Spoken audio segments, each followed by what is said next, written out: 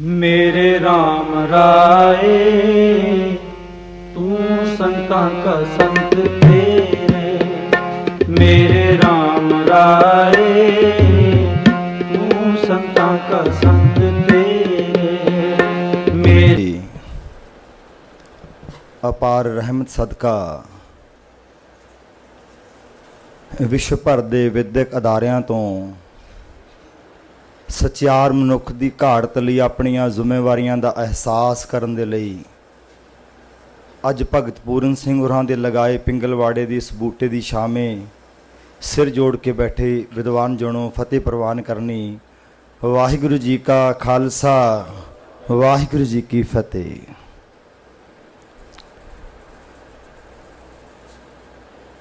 ਕਿਹਦਾ ਨਾਮ ਲਵਾਂ ਇੱਕ ਨੂੰ ਇੱਕ ਚੜ੍ਹਨ ਦੀਆਂ।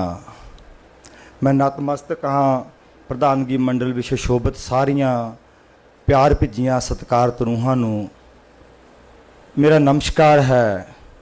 ਵਿਦਵਾਨ ਸਰੋਤਿਆਂ ਦੀ ਇਸ ਇਕੱਤਰਤਾ ਨੂੰ ਮੈਂ ਧੰਨਵਾਦੀ ਹਾਂ ਆਤਮ ਪ੍ਰਕਾਸ਼ ਦੀ ਸਮੁੱਚੀ ਟੀਮ ਦਾ, ਜਿਨ੍ਹਾਂ ਨੇ ਆਪਣੀ ਅਣਥੱਕ ਘਾਲਣਾ ਦੇ ਨਾਲ ਇਹ ਸੰਯੋਗ ਬਣਾਇਆ ਹੈ ਕਿ ਅਸੀਂ ਦੇਸ਼ ਨਹੀਂ ਵਿਦੇਸ਼ ਤੋਂ ਵੀ ਇਕੱਤਰ ਹੋ ਕੇ ਇੱਕ ਬੜੇ ਸੰਜੀਦਗਾ ਵਿਸ਼ੇ ਦੇ ਉੱਤੇ, ਗੰਭੀਰ ਵਿਸ਼ੇ ਦੇ ਉੱਤੇ ਸਿਰ ਜੋੜ ਕੇ ਵਿਚਾਰਾਂ ਦੇ ਵਿੱਚ ਦਾਖਲ ਹੋ ਚੁੱਕੇ ਹਾਂ। ਔਰ ਦਾਸ ਨੂੰ ਜੋ ਹੁਕਮ ਹੋਇਆ ਹੈ, ਜੋ ਅੱਜ ਦੀ ਇਸ ਕਾਨਫਰੰਸ ਦਾ ਥੀਮ ਟੌਪਿਕ ਹੈ, ਸਚਿਆਰ ਮਨੁੱਖ ਦੀ ਘਾੜਤ ਲਈ ਵਿਦਿਅਕ ਸੰਸਥਾਵਾਂ ਦੀ ਭੂਮਿਕਾ, ਮੈਂ ਉਸ ਗੱਲਬਾਤ ਨੂੰ ਮੁੱਢਲੀ ਸ਼ੁਰੂਆਤ ਦੇਣੀ ਹੈ। ਔਰ ਇਹਦਾ ਅੰਤਮ ਨਿਰਣਾ ਜੋ ਸਾਡੇ ਕੋਲ ਪ੍ਰਧਾਨਗੀ ਮੰਡਲ ਵਿੱਚ ਸਾਡੇ ਕੋਲ ਵਿਦਵਾਨ ਸੱਜਣ ਬੈਠੇ ਨੇ, ਉਹਨਾਂ ਨੇ ਇਸ ਨੂੰ ਆਪਣੀ ਪੈਨਲ ਚਰਚਾ ਦੇ ਵਿੱਚ ਅਮਲੀ ਰੂਪ ਦੇਣਾ ਹੈ, ਅੰਤਮ ਰੂਪ ਦੇਣਾ ਹੈ। ਮੈਂ ਸਿਰਫ ਇੱਕ ਮੁੱਢਲੀ ਜੀ ਚਰਚਾ ਇਹਦੇ ਉੱਤੇ ਸ਼ੁਰੂ ਕਰਾਂਗਾ। ਮੈਂ ਆਪਣੀ ਗੱਲਬਾਤ ਸ਼ੁਰੂ ਕਰਨ ਤੋਂ ਪਹਿਲਾਂ ਇਸ ਗੱਲ ਦਾ ਇਕਬਾਲ ਕਰ ਲੈਣਾ ਚਾਹੁੰਦਾ, ਤੁਹਾਨੂੰ ਬਾਅਦ ਵਿੱਚ ਕੋਈ ਮਾਯੂਸੀ ਨਾ ਹੋਵੇ ਤੇ ਮੈਨੂੰ ਵੀ ਇਹ ਗੱਲ ਕਹਿਣ ਵਿੱਚ ਕੋਈ ਝਿਜਕ ਨਹੀਂ ਹੈ ਕਿ ਮੇਰਾ ਕੋਈ ਕਿੱਤਾ ਨਹੀਂ ਹੈ ਭਾਸ਼ਣ ਕਰਨਾ, ਨਾ ਮੇਰਾ ਕਿੱਤਾ ਹੈ ਉਹ, ਤੇ ਨਾ ਮੇਰਾ ਇਹ ਸ਼ੌਂਕ ਹੀ ਹੈ।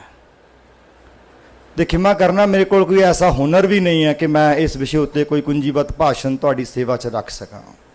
ਤਾਂ ਦਾਸ ਨੂੰ ਹੁਕਮ ਹੋਇਆ ਤੇ ਮੈਂ ਤਾਂ ਸਤਿਗੁਰੂ ਦੇ ਚਰਨਾਂ 'ਤੇ ਟੇਕ ਰੱਖ ਕੇ, ਜਿਤਨੀ ਕਿ ਇਕਾਗਰਤਾ ਤੁਸੀਂ ਬਖਸ਼ਿਸ਼ ਕਰੋਗੇ, ਜਿਤਨਾ ਕਿ ਸਿਰ 'ਤੇ ਮੇਰ ਭਰਿਆ ਹੱਥ ਤੁਸੀਂ ਰੱਖੋਗੇ, ਜਿੰਨਾ ਕਿ ਮੈਂ ਤੁਹਾਡੇ ਸਾਰਿਆਂ ਦੇ ਚਰਨਾਂ ਵਿੱਚ ਵਿਚਰਦਿਆਂ ਸਿੱਖਿਆ ਹੈ, ਇੱਕ ਨਿਮਾਣਾ ਜਿਹਾ ਯਤਨ ਕਰਾਂਗਾ ਕਿ ਉਹਨੂੰ ਕਿਸੇ ਤਰਤੀਬ ਦੇ ਵਿੱਚ ਰੱਖ ਕੇ ਤੁਹਾਡੀ ਸੇਵਾ 'ਚ ਪੇਸ਼ ਕਰ ਦੇਵਾਂ। ਇਹ ਗੱਲ ਮੈਂ ਯਕੀਨਨ ਤੌਰ 'ਤੇ ਕਹਿ ਸਕਦਾ, ਤੁਸੀਂ ਸਾਰੇ ਹੀ ਮੇਰੇ ਤੋਂ ਬਹੁਤ ਵਿਦਵਾਨ ਹੋ। ਮੇਰੀ ਡਿਊਟੀ ਸਿਰਫ ਉਹ ਸਾਰਾ ਕੁਝ ਇਕੱਠਾ ਕਰਕੇ ਕਿਸੇ ਤਰਤੀਬ ਦੇ ਵਿੱਚ ਇਹ ਸੇਵਾ ਵਿੱਚ ਅਰਪਣ ਕਰਨਾ ਹੈ। ਔਰ ਜਿਹੜਾ ਵਿਸ਼ਾ ਦਾਸ ਨੂੰ ਤੁਸੀਂ ਹੁਕਮ ਕੀਤਾ ਹੈ, ਇੱਕ ਬਹੁਤ ਅਕੈਡਮਿਕ ਇਸ਼ੂ ਹੈ। ਇਹ ਮੈਨੂੰ ਰਿਲੀਜੀਅਸ ਨਹੀਂ ਮੰਨਦਾ, ਪਤਾ ਨਹੀਂ ਮੈਂ ਗਲਤ ਵੀ ਹੋਵਾਂ, ਮੈਨੂੰ ਇਹ ਧਾਰਮਿਕ ਨਹੀਂ ਲੱਗਦਾ। ਇੱਕ ਅਕੈਡਮਿਕ ਇਸ਼ੂ ਹੈ, ਸਚਿਆਰ ਮਨੁੱਖ ਦੀ ਘਾੜਤ। ਤੇ ਅਸੀਂ ਗੱਲ ਵੀ ਅਕੈਡਮਿਸ਼ੀਅਨਸ ਦੀ ਕਰ ਰਹੇ ਹਾਂ ਕਿ ਵਿਦਿਅਕ ਸੰਸਥਾਵਾਂ ਦੀ ਭੂਮਿਕਾ ਕੀ ਹੋਵੇ। ਤੇ ਮੈਂ ਇਹ ਅਨੁਭਵ ਕਰ ਰਿਹਾ, ਮੈਂ ਮਹਿਸੂਸ ਕਰ ਰਿਹਾ ਕਿ ਇਸ ਗੱਲਬਾਤ ਨੂੰ ਪ੍ਰਾਰੰਭ ਕਰਨ ਤੋਂ ਪਹਿਲਾਂ ਮੈਨੂੰ ਕਿਸੇ ਐਸੀ ਵਿਦਿਅਕ ਸ਼ਖਸੀਅਤ ਨੂੰ ਆਪਣੀ ਗੱਲਬਾਤ ਦਾ ਧੁਰਾ ਬਣਾਉਣਾ ਪਵੇਗਾ ਜਿਹਦੀ ਸਚਿਆਰ ਮਨੁੱਖ ਦੀ ਘਾੜਤ ਵਿੱਚ ਕੋਈ ਅਹਿਮ ਭੂਮਿਕਾ ਹੋਵੇ। ਉਸ ਤੋਂ ਬਿਨਾਂ ਗੱਲ ਨਹੀਂ ਤੁਰ ਪਾਵੇਗੀ। ਇਹ ਇੱਕ ਅਮਲ ਦੀ ਕਹਾਣੀ ਹੈ, ਇਹ ਭਾਸ਼ਣ ਦੀ ਕਹਾਣੀ ਜਾਂ ਲਿਖਣ ਦੀ ਕਹਾਣੀ ਨਹੀਂ ਹੈ, ਇਹ ਬਾਤਾਂ ਨਹੀਂ ਹਨ, ਇਹ ਇੱਕ ਜੀਵਨ ਦੇ ਵਿੱਚੋਂ ਨਿਕਲਿਆ ਹੋਇਆ ਤੱਤ ਹੈ ਸਚਿਆਰ ਮਨੁੱਖ ਦਾ। ਤੇ ਜੇ ਕੋਈ ਸਚਿਆਰ ਮਨੁੱਖ ਨੇ ਕੋਈ ਵਿਦਿਅਕ ਕੰਮ ਕੀਤਾ ਹੋਵੇ, ਉਹਨੂੰ ਮੈਂ ਜ਼ਿਕਰ ਕੀਤੇ ਬਿਨਾਂ ਇਸ ਗੱਲਬਾਤ ਨੂੰ ਸ਼ੁਰੂ ਕਰ ਲਵਾਂ, ਮੇਰਾ ਖਿਆਲ ਮੈਂ ਅਸਫਲ ਹੋ ਜਾਵਾਂਗਾ। ਮੈਨੂੰ ਕੋਈ ਨਾ ਕਿਸੇ ਸ਼ਖਸੀਅਤ ਨੂੰ ਆਪਣਾ ਕੇਂਦਰੀ ਧੁਰਾ ਬਣਾਉਣਾ ਪਵੇਗਾ ਜਿਹੜੀ ਅਕੈਡਮਿਕ ਹੋਵੇ ਤੇ ਜਿਹਨੇ ਸਿਰੜ ਦੇ ਨਾਲ ਸਚਿਆਰ ਮਨੁੱਖ ਦੀ ਘਾੜਤ ਦੇ ਲਈ ਵੱਡਾ ਕੰਮ ਕੀਤਾ ਹੋਵੇ। ਤੇ ਜੇ ਮੈਂ ਨਿਰਪੱਖ ਹੋ ਕੇ ਦੂਰ ਤੱਕ ਨਿਗਾਹ ਮਾਰਾਂ, ਜਿੱਥੋਂ ਤੱਕ ਮੇਰੀ ਇਹ ਤੁਸ਼ਜੀ ਬੁੱਧੀ ਜਾਂਦੀ ਹੈ, ਤਾਂ ਮੈਨੂੰ ਜਗਤ ਗੁਰੂ ਬਾਬਾ ਨਾਨਕ ਤੋਂ ਬਿਨਾਂ ਕੋਈ ਅਕਾਦਮਿਕ ਸ਼ਖਸੀਅਤ ਨਹੀਂ ਲੱਭਦੀ। ਲੋਕ ਉਹਨਾਂ ਨੂੰ ਗੁਰੂ ਆਖਦੇ ਨੇ, ਪੀਰ ਆਖਦੇ ਨੇ, ਪੈਗੰਬਰ ਆਖਦੇ, ਨਾਨਕ ਪਾਤਸ਼ਾਹ ਦੇ ਬਹੁਤ ਨਾਮ ਨੇ। ਤੇ ਜੇ ਅੱਜ ਮੈਂ ਇਸ ਅਕਾਦਮਿਕ ਮਾਹੌਲ ਵਿੱਚ ਗੱਲ ਕਰਨੀ ਹੈ ਤਾਂ ਮੈਨੂੰ ਲੱਗਦਾ ਕਿ ਗੁਰੂ ਨਾਨਕ ਸਾਹਿਬ ਤੋਂ ਵੱਡੀ ਘਾਲਣਾ ਸਚਿਆਰ ਮਨੁੱਖ ਦੀ ਘਾੜਨ ਦੇ ਲਈ ਕਿਸੇ ਵਿਦਿਅਕ ਸ਼ਖਸੀਅਤ ਨੇ ਨਹੀਂ ਕੀਤੀ।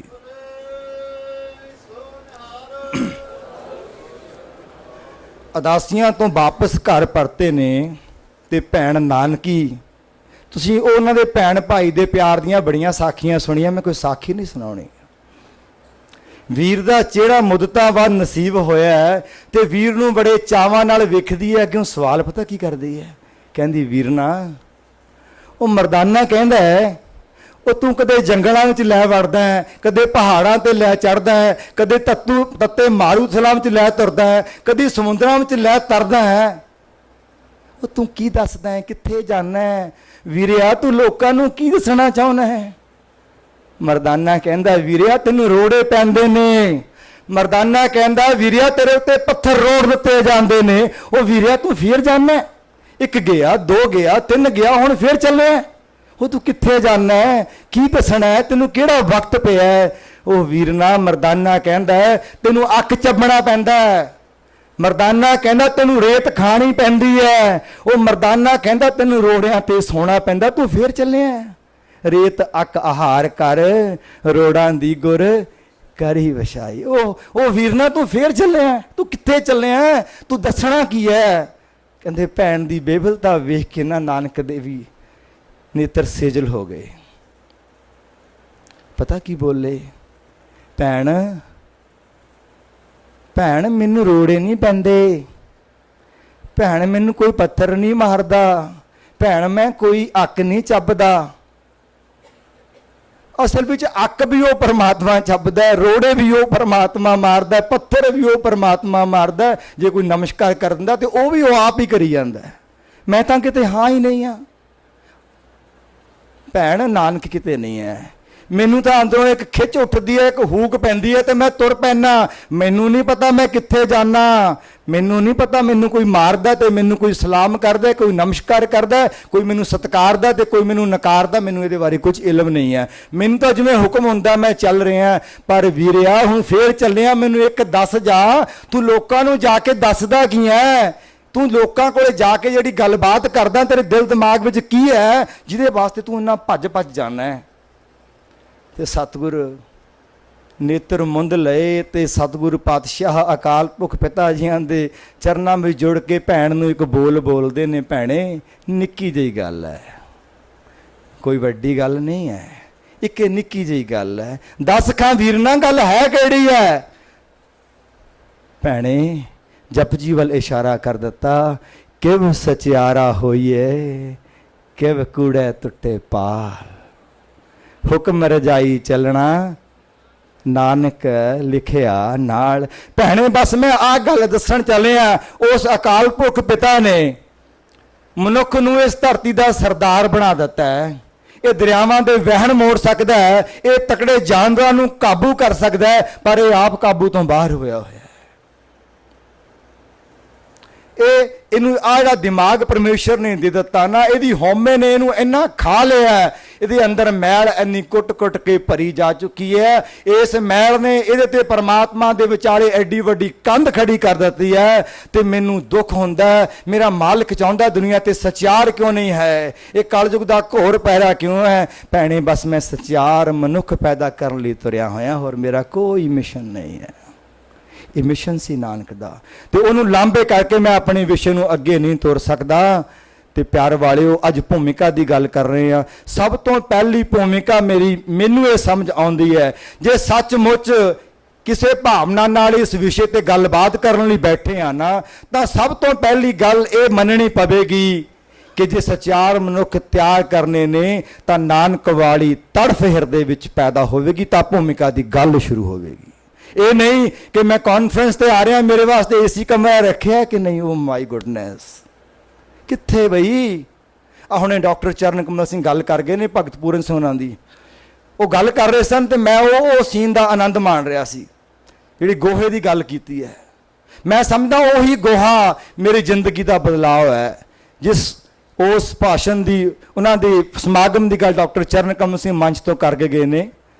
ਜਦੋਂ ਭਗਤ ਜੀ ਪੰਜਾਬ ਖੇਤੀਬਾੜੀ ਯੂਨੀਵਰਸਿਟੀ ਦੇ ਪੌਲ ਆਡੀਟੋਰੀਅਮ ਦੇ ਵਿੱਚ ਆਏ। ਡਾਕਟਰ ਖੇਮ ਸਿੰਘ ਸਾਡੇ ਉਹਨਾਂ ਦੇ ਵਾਈਸ ਚਾਂਸਲਰ ਸਨ। ਮੈਂ ਗੇਟ ਤੇ ਫੁੱਲਾਂ ਦਾ ਗੁਲਦਸਤਾ ਲੈ ਕੇ ਖੜਾ ਸੀ। ਡਾਕਟਰ ਚਰਨ ਕਮਲ ਸਿੰਘ ਮੇਰੇ ਸੱਜੇ ਖੜੇ ਸਨ, ਡਾਕਟਰ ਖੇਮ ਸਿੰਘ ਖੱਬੇ ਖੜੇ ਸਨ। ਤੇ ਜਦੋਂ ਗੋਹਾ ਚੱਕਿਆ, ਡਾਕਟਰ ਖੇਮ ਸਿੰਘ ਕਹਿੰਦੇ ਕਾਕਾ ਗੁਲਦਸਤਾ ਮੈਨੂੰ ਫੜਾਈ, ਤੂੰ ਗੋਹਾ ਫੜ ਲੈ। ਤੇ ਭਗਤ ਜੀ ਨੇ ਮੇਰੇ ਹੱਥ ਤੇ ਉਹ ਗੋਹਾ ਰੱਖ ਦਿੱਤਾ। ਭਗਤ ਜੀ ਦੇ ਹੱਥ ਗੋਹੇ ਨਾਲ ਲਿਬੜੇ ਹੋਏ ਤੇ ਮੇਰੇ ਵੀ ਇਦਾਂ ਦੀ ਚਿੱਟੀ ਕਮੀਜ਼ ਪਾਈ ਸੀ। ਉਹਨੇ ਦੋਨੋਂ ਹੱਥ ਮੇਰੇ ਮੋਢੇ ਤੇ ਰੱਖ ਦਿੱਤੇ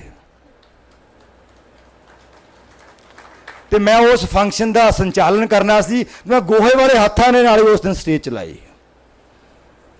ਪਿਆਰ ਵਾਲਿਓ, ਕਿਹੜੀਆਂ ਗੱਲਾਂ, ਕਿਹੜੇ ਸਚਿਆਰ। ਇਹ ਭਾਸ਼ਣਾਂ ਦੀ ਕਹਾਣੀ ਨਹੀਂ ਹੈ ਬਈ, ਇਹ ਨਹੀਂ ਹੈ ਭਾਸ਼ਣਾਂ ਦੀ ਕਹਾਣੀ, ਇਹ ਜੀਵਨ ਵਿੱਚੋਂ ਨਿਕਲਣੀ ਹੈ। ਜੇ ਸਚਿਆਰ ਮਨੁੱਖ ਦੀ ਘਾਟ ਦਾ ਚਾਹ ਚੜਿਆ, ਸਭ ਤੋਂ ਪਹਿਲਾਂ ਗੁਰੂ ਨਾਨਕ ਵਾਲੀ ਤੜਫ ਪੈਦਾ ਕਰਨੀ ਹੈ ਕਿ ਅੱਗਿਓਂ ਮੈਨੂੰ ਰੋੜਾ ਪੈ ਜਾਵੇ, ਅੱਗਿਓਂ ਮੈਨੂੰ ਪੱਥਰ ਸੁੱਟ ਦੇਵੇ, ਅੱਗੇ ਮੇਰੇ ਤੇ ਪਹਾੜ ਸੁੱਟ ਦੇਵੇ, ਮੈਨੂੰ ਪੱਥਰ ਤੇ ਸੌਣਾ ਪਵੇ, ਮੈਨੂੰ ਰੋੜਾ ਤੇ ਸੌਣਾ ਪਵੇ, ਮੈਨੂੰ ਅੱਕ ਚੱਬਣਾ ਪਵੇ, ਮੈਨੂੰ ਰੇਤੇ ਨੂੰ ਬੁੱਕ ਮਾਰਨੇ ਪੈਣ, ਫਰੀਤਾ ਫੱਕਣਾ ਪਵੇ, ਮੈਂ ਉਹ ਵੀ ਫੱਕਣ ਲਈ ਤਿਆਰ ਆ। ਫਿਰ ਭੂਮਿਕਾ ਸ਼ੁਰੂ ਹੋਣੀ ਹੈ ਸਚਿਆਰ ਮਨੁੱਖ ਦੀ। ਨਹੀਂ ਤਾਂ ਖਿਮਾ ਕਰਨਾ, ਫਿਰ ਇਹੋ ਜੀ ਕਾਨਫਰੰਸ ਹੋ ਜਾਵੇਗੀ ਜੋ ਜੀ ਅਸੀਂ ਆਪਣੇ ਵਿਦਿਅਕ ਅਦਾਰਿਆਂ ਵਿੱਚ ਉਦੋਂ ਕਰਦੇ ਆ ਜੋ ਕੋਈ ਬਜਟ ਖਤਮ ਕਰਨਾ ਹੁੰਦਾ ਕਿ ਸਰਕਾਰ ਨੇ ਪੈਸਾ ਦਿੱਤਾ ਤੇ ਕਾਨਫਰੰਸ ਕਰਕੇ ਦੀ ਰਿਪੋਰਟ ਭੇਜ ਦਈਏ। ਇੱਥੇ ਆਤਮ ਪ੍ਰਕਾਸ਼ ਨੂੰ ਕਿਸੇ ਸਰਕਾਰ ਨੇ ਕੋਈ ਪੈਸਾ ਨਹੀਂ ਦਿੱਤਾ, ਇਹ ਤਾਂ ਤੁਹਾਡੇ ਦਸਵੰਧ ਨਾਲ, ਸੰਗਤਾਂ ਦੀ ਆਸੀਸ ਨਾਲ ਕਾਰਜ ਹੈ। ਸੋ ਪਹਿਲੀ ਭੂਮਿਕਾ ਦੀ ਗੱਲ ਸ਼ੁਰੂ ਕਰਨ ਤੋਂ ਪਹਿਲਾਂ ਮੈਂ I am just breaking the ice ਕਿ ਸਚਿਆਰ ਮਨੁੱਖ ਦੀ ਘਾਟ ਲਈ ਆਪਣੀ ਭੂਮਿਕਾ ਨਿਸ਼ਚਿਤ ਕਰਨ ਤੋਂ ਪਹਿਲਾਂ ਆਪਣੇ ਅੰਦਰ ਆਪ ਸਚਿਆਰ ਬਣਨ ਦੀ ਜਿਗਿਆਸਾ ਪੈਦਾ ਕਰਨੀ ਹੋਵੇਗੀ। ਜੇ ਮੈਂ ਇਹਦਾ ਥੋੜਾ ਸੰਧੀ ਛੇਦ ਕਰ ਦਵਾਂ ਸ਼ਬਦ ਦਾ, ਤਾਂ ਸਚਿਆਰ ਤੋਂ ਭਾਵ ਹੈ ਕਿ ਉਹ ਆਚਾਰ ਜਿਹੜਾ ਸੱਚ ਨਾਲ ਭਰਿਆ ਹੋਵੇ, ਜਿਹੜਾ ਸੱਚ ਨਾਲ ਘੜਿਆ ਹੋਵੇ, ਉਹ ਜੀਵਨ ਜਿਹਦੇ ਆਚਰਣ ਦੇ ਵਿੱਚ ਸੱਚ ਕੁੱਟ-ਕੁੱਟ ਕੇ ਭਰ ਦਿੱਤਾ ਜਾਵੇ, ਤਾਂ ਉਸ ਆਚਰਣ ਨੂੰ ਇੱਕ ਨਾਮ ਦਿੱਤਾ ਜਾਂਦਾ ਹੈ ਸ਼ਬਦਾਵਲੀ ਵਿੱਚ ਕਿ ਇਹ ਸਚਿਆਰ ਹੈ। ਡਾਕਟਰ ਇੰਦਰਜੀਤ ਕੌਰ ਹੋਣੀ ਇੱਕ ਦਿਨ ਮੈਨੂੰ ਦੱਸ ਰਹੇ ਸਨ ਕਿ ਭਗਤ ਜੀ ਨੇ ਮੈਨੂੰ ਪੈਸਾ ਇਕੱਠਾ ਕਰਨਾ ਨਹੀਂ ਸਿਖਾਇਆ, ਭਗਤ ਜੀ ਨੇ ਮੈਨੂੰ ਪ੍ਰਬੰਧ ਕਰਨਾ ਨਹੀਂ ਸਿਖਾਇਆ। ਕਹਿੰਦੇ ਭਗਤ ਜੀ ਦਾ ਪੂਰਾ ਜ਼ੋਰ ਲੱਗ ਗਿਆ ਕਿ ਇੰਦਰਜੀਤ ਕੌਰ ਦੇ ਅੰਦਰ ਮੈਂ ਦਇਆ ਪੈਦਾ ਕਰ ਦਵਾਂ, ਕਿਸੇ ਦਾ ਦੁੱਖੇ ਜਰ ਨਾ ਸਕੇ, ਬਾਕੀ ਇਹਨੇ ਆਪਾ ਕਰ ਲੈਣਾ ਸਾਰਾ ਕੁਝ। ਸਚਿਆਰ ਮਨੁੱਖ ਦਾ ਪਹਿਲਾ ਗੁਣ ਹੁੰਦਾ ਕਿਸੇ ਦਾ ਦੁੱਖ ਨਹੀਂ ਉਹ ਦੇਖ ਸਕਦਾ, ਮੋਮ ਵਾਂਗ ਪਿੰਗਲ ਜਾਂਦਾ ਹੈ, ਆਪਣਾ ਆਪਾ ਕੁਰਬਾਨ ਕਰ ਦਿੰਦਾ ਹੈ। ਭਗਤ ਜੀ ਵਾਂਗੂ ਇੰਨਾ ਕੁਰਬਾਨ ਕਰ ਦਿੰਦਾ ਕਿ ਆਪਣੇ ਕੇਸ ਵਾਉਣ ਦਾ ਵੀ ਵਕਤ ਨਹੀਂ ਮਿਲਦਾ, ਪ੍ਰਾਇੋਰਟੀ ਨਹੀਂ ਹੈ, ਤੇਰ ਤੇ ਕੱਪੜਾ ਕੋਈ ਨਹੀਂ ਰਹਿ ਜਾਂਦਾ। ਦੂਸਰੇ ਦੀ ਅਹਿਮੀਅਤ, ਸ਼ਾਮ ਨੂੰ ਤੁਹਾਨੂੰ ਭਗਤ ਜੀ ਦੀ ਫਿਲਮ ਵੀ ਅਸੀਂ ਸਾਰਿਆਂ ਨੇ ਉਹਦਾ ਆਨੰਦ ਮਾਣਨਾ ਹੈ। ਉਹ ਇੱਕ ਇੱਕ ਸੀਨ ਉਹਨੂੰ ਦੇਖਣ ਵਾਲਾ ਹੈ, ਨੋਟ ਕਰਨ ਵਾਲਾ ਹੈ। ਤੇ ਜਦੋਂ ਦਇਆ ਆਉਂਦੀ ਹੈ ਫਿਰ ਉਹਦੇ ਅੰਦਰ ਨਿਸ਼ਕਾਮ ਸੇਵਾ ਦਾ ਚਾਅ ਚੜ ਜਾਂਦਾ ਹੈ।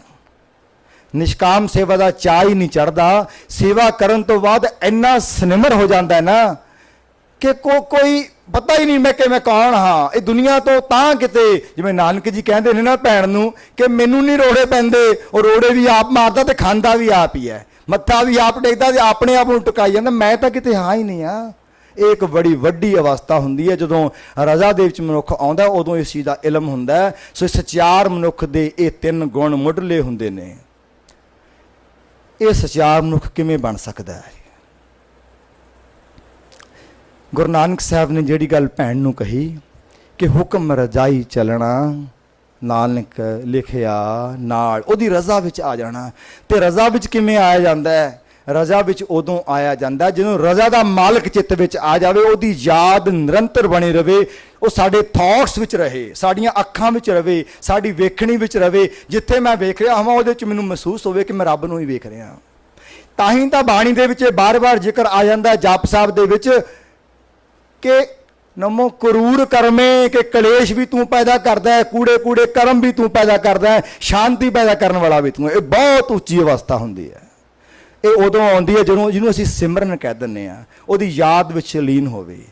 ਤੇ ਗੁਰੂ ਨਾਨਕ ਸਾਹਿਬ ਨੇ ਯਾਦ ਵਿੱਚ ਲੀਨ ਹੋਣ ਦਾ ਇੱਕ ਵੱਖਰਾ ਜਿਹਾ ਨਿਰਾਲਾ ਜਿਹਾ ਢੰਗ ਦਿੱਤਾ ਹੈ। ਇਹ ਕਿਸੇ ਨੇ ਪਹਿਲੀ ਵਾਰ ਨਹੀਂ ਗੱਲ ਕੀਤੀ ਕਿ ਦੁਨੀਆ ਉੱਤੇ ਆ ਕੇ ਰੱਬ ਨੂੰ ਪਾਓ, ਰੱਬ ਦਾ ਸਿਮਰਨ ਕਰੋ। ਬਹੁਤ ਲੋਕਾਂ ਨੇ ਇਹ ਗੱਲ, ਸਤਯੁਗ ਤੋਂ ਤ੍ਰੇਤਾ ਦੁਆਪਰ ਇਹ ਗੱਲ ਚੱਲਦੀ ਰਹੀ, ਪਰ ਕਲਯੁਗ ਦੇ ਵਿੱਚ ਆ ਕੇ ਗੁਰੂ ਨਾਨਕ ਸਾਹਿਬ ਨੇ ਰੱਬ ਦੀ ਯਾਦ ਕਰਨ ਦਾ ਇੱਕ ਅਨੋਖਾ ਤੇ ਨਿਰਾਲਾ ਢੰਗ ਪੇਸ਼ ਕੀਤਾ ਹੈ। ओशो रजनीश अपनी एक पुस्तक दे विच लिखदा एक ओंकार सतनाम दे विच कहंदा इधर से गुजरा था सोचा सलाम करता चलूं। गुरु नानक साहब की गल करदा है कहंदा दुनिया में घुम मारी है, किसी ने कहा रब नूं पाउणा है अपनी घरवाली नूं छड्ड दे, किसी ने कहा तू अपना माया छड़ दे दौलत छड़ दे, किसी ने कहा जंगलों में जाके पुट्ठा लमक जा, किसी ने कहा परिवार दे सुख आराम छड्डे बिना रब नहीं मिलता। ते रजनीश कहंदा मैं सदके जावां नानक दे सदके जावां। कहंदा जिन्हें औरत छड़ दी है ਉਹਦੇ दुआले सुंदर औरतां कर दो, देखो किवें स्लिप करदा है। जिन्हें घर बार छड़ दिता है घर दे सुख आराम दे नक्शे चित्र दो, देखो किवें फिसलदा है। कहंदा गुरु नानक दे सिख नूं की छड़ाओगे, उन्हें छड्डिया ही कख नहीं, पर उन्हें पकड़िया भी कख नहीं। रजनीश लिखदा कि ऐसा विलक्षण ढंग दे गया वो परमात्मा नूं मिलन दा, अंजन माहे निरंजन रहिए जोग जुगत इव पाइए, बिचे रह के पकड़िया भी कुछ नहीं ते छड्डिया भी कुछ नहीं, औरत ईमान दौलत गुजरान। अनोखी कहानी है याद दी। हुण ये किवें हो सकदी है, कुछ मैं तुहाडे सामने इलस्ट्रेशनस ताकि जीवन दे विच इहदी याद निरंतर किवें बनी रहे। किते घर-बार छड्ड के समाधियां लाउण दी लोड़ नहीं है। जदों सवेरे उठदे आ ना, दो पल नेत्र मुंद के जिन्हें रात नूं तुहानूं सोहना आसन दिता है ना, हाँ इस करके नहीं सोहना दिता है, जे नाम ही दिता होवे रोड़ां ते भी सवाया होवे तां भी उन्होंने याद करना कि शुक्र है पातशाह तू सौण नूं रोड़ तां दित्ते ना, किते सवाया तां है ना, नींद भागां वालियां नूं आउंदी है। उन्होंने याद करना कि मैं तेनों किते भुला ना देवां, बैठत उठत सोवत जागत विसर नाही तू, सास ग्रासा जिथे मर्जी होई है। इशनान कर रहे हैं, निर्मल जल नाल शरीर दी मैल ला रहे हैं, उसे पानी विचों उहदे दर्शन कर ले ने कि जे पानी ना मिलदा तां मैं कित्थों नहाउंदा। वो धन है मालका पानी बनाउण वालिया, शरीर दी मैल ला के फिर मन दी मैल लाउण नूं जिन्हें पानी नहाउण नूं दित्ता उहनूं याद कर लिया ते सोने नूं सुहागा हो गया। शीशे मूरे खड़ा सोहनी दस्तार सजा रहे हैं, तैयार हो रहे हैं, तो शीशे च अपना चेहरा देख के चेहरे नूं क्या कमलिया किन्ना क सोहना बन देगा, ये तेरी चमड़ी ने ढिल्ली होना ही होना है, जिन्नी मर्जी सवार लै इहनूं। सोहणे तां ओह हुंदे ने ਜਿਹੜੇ ਚੰਗੀ ਸੰਗਤ ਵਿੱਚ ਬੈਠਦੇ ਨੇ। ਤੁਸੀਂ ਸੋਹਣੇ ਹੋ ਜਿਹੜੇ ਚੰਗੇ ਲੋਕਾਂ ਦੀ ਸੰਗਤ ਵਿੱਚ ਬੈਠਦੇ ਹੋ। ਦਸਤਾਰ ਸਜਾਉਂਦਿਆਂ ਸਜਾਉਂਦਿਆਂ ਉਹਨੂੰ ਯਾਦ ਕਰ ਲੈਣਾ, ਉਹ ਮੰਨਿਆ ਇਹ ਦਸਤਾਰ ਸਜਾ ਕੇ ਇਹ ਤਿਆਰ ਹੋ ਕੇ ਚੰਗੇ ਲੋਕਾਂ ਵਿੱਚ ਜਾ ਕੇ ਬਹਿਣਾ, ਕਿਉਂਕਿ ਸੋਹਣੇ ਤਾਂ ਉਹ ਨੇ ਸੇਈ ਸੁੰਦਰ ਸੋਹਣੇ ਸਾਧ ਸੰਗ ਜਿਨ ਬਹਿਣੇ। ਗੁਰੂ ਨੂੰ ਮਿਲਣ ਗਏ ਆ, ਮੰਦਰ ਗਏ ਆ, ਮਸਜਿਦ ਗਏ ਆ, ਗੁਰਦੁਆਰੇ ਗਏ ਆ। ਅਸਲ ਵਿੱਚ ਜਿੱਥੇ ਬਹੁਤ ਵੱਡੀ ਭੁੱਲ ਮਨੁੱਖ ਕਰ ਚੁੱਕਿਆ, ਇਸੇ ਕਰਕੇ ਸਚਿਆਰ ਨਹੀਂ ਬਣ ਪਾਉਂਦਾ। ਵੱਡੀ ਸਚਿਆਰ ਮਨੁੱਖ ਬਣਨ ਦੇ ਰਸਤੇ 'ਚ ਰੁਕਾਵਟ ਪਤਾ ਕੀ ਹੈ? ਕਿਉਂਕਿ ਮੰਦਰਾਂ ਵਿੱਚ ਗੁਰਦੁਆਰਿਆਂ ਵਿੱਚ ਤੁਸੀਂ ਤੇ ਮੈਂ ਪਤਾ ਕਿਵੇਂ ਜਾਂਦੇ ਆ, ਪਹਿਲਾਂ ਨੰਬਰ ਲੈਣ ਲਈ, ਫਿਰ ਨੌਕਰੀ ਲੈਣ ਲਈ, ਤੇ ਵਿਆਹ ਲਈ, ਫਿਰ ਲੜਕੀ ਲੈਣ ਲਈ, ਫਿਰ ਪੁੱਤਰ ਲੈਣ ਲਈ, ਫਿਰ ਪੁੱਤਰ ਦਾ ਪੁੱਤਰ ਲੈਣ ਲਈ, ਫਿਰ ਉਹਦੀ ਨੌਕਰੀ ਲੈਣ ਲਈ। ਉਹ ਮੰਦਰ ਗੁਰਦੁਆਰੇ ਮਸੀਤਾਂ ਇਹਦੇ ਵਾਸਤੇ ਨਹੀਂ ਬਣੇ। Temples are not meant for begging. Temples are meant for learning.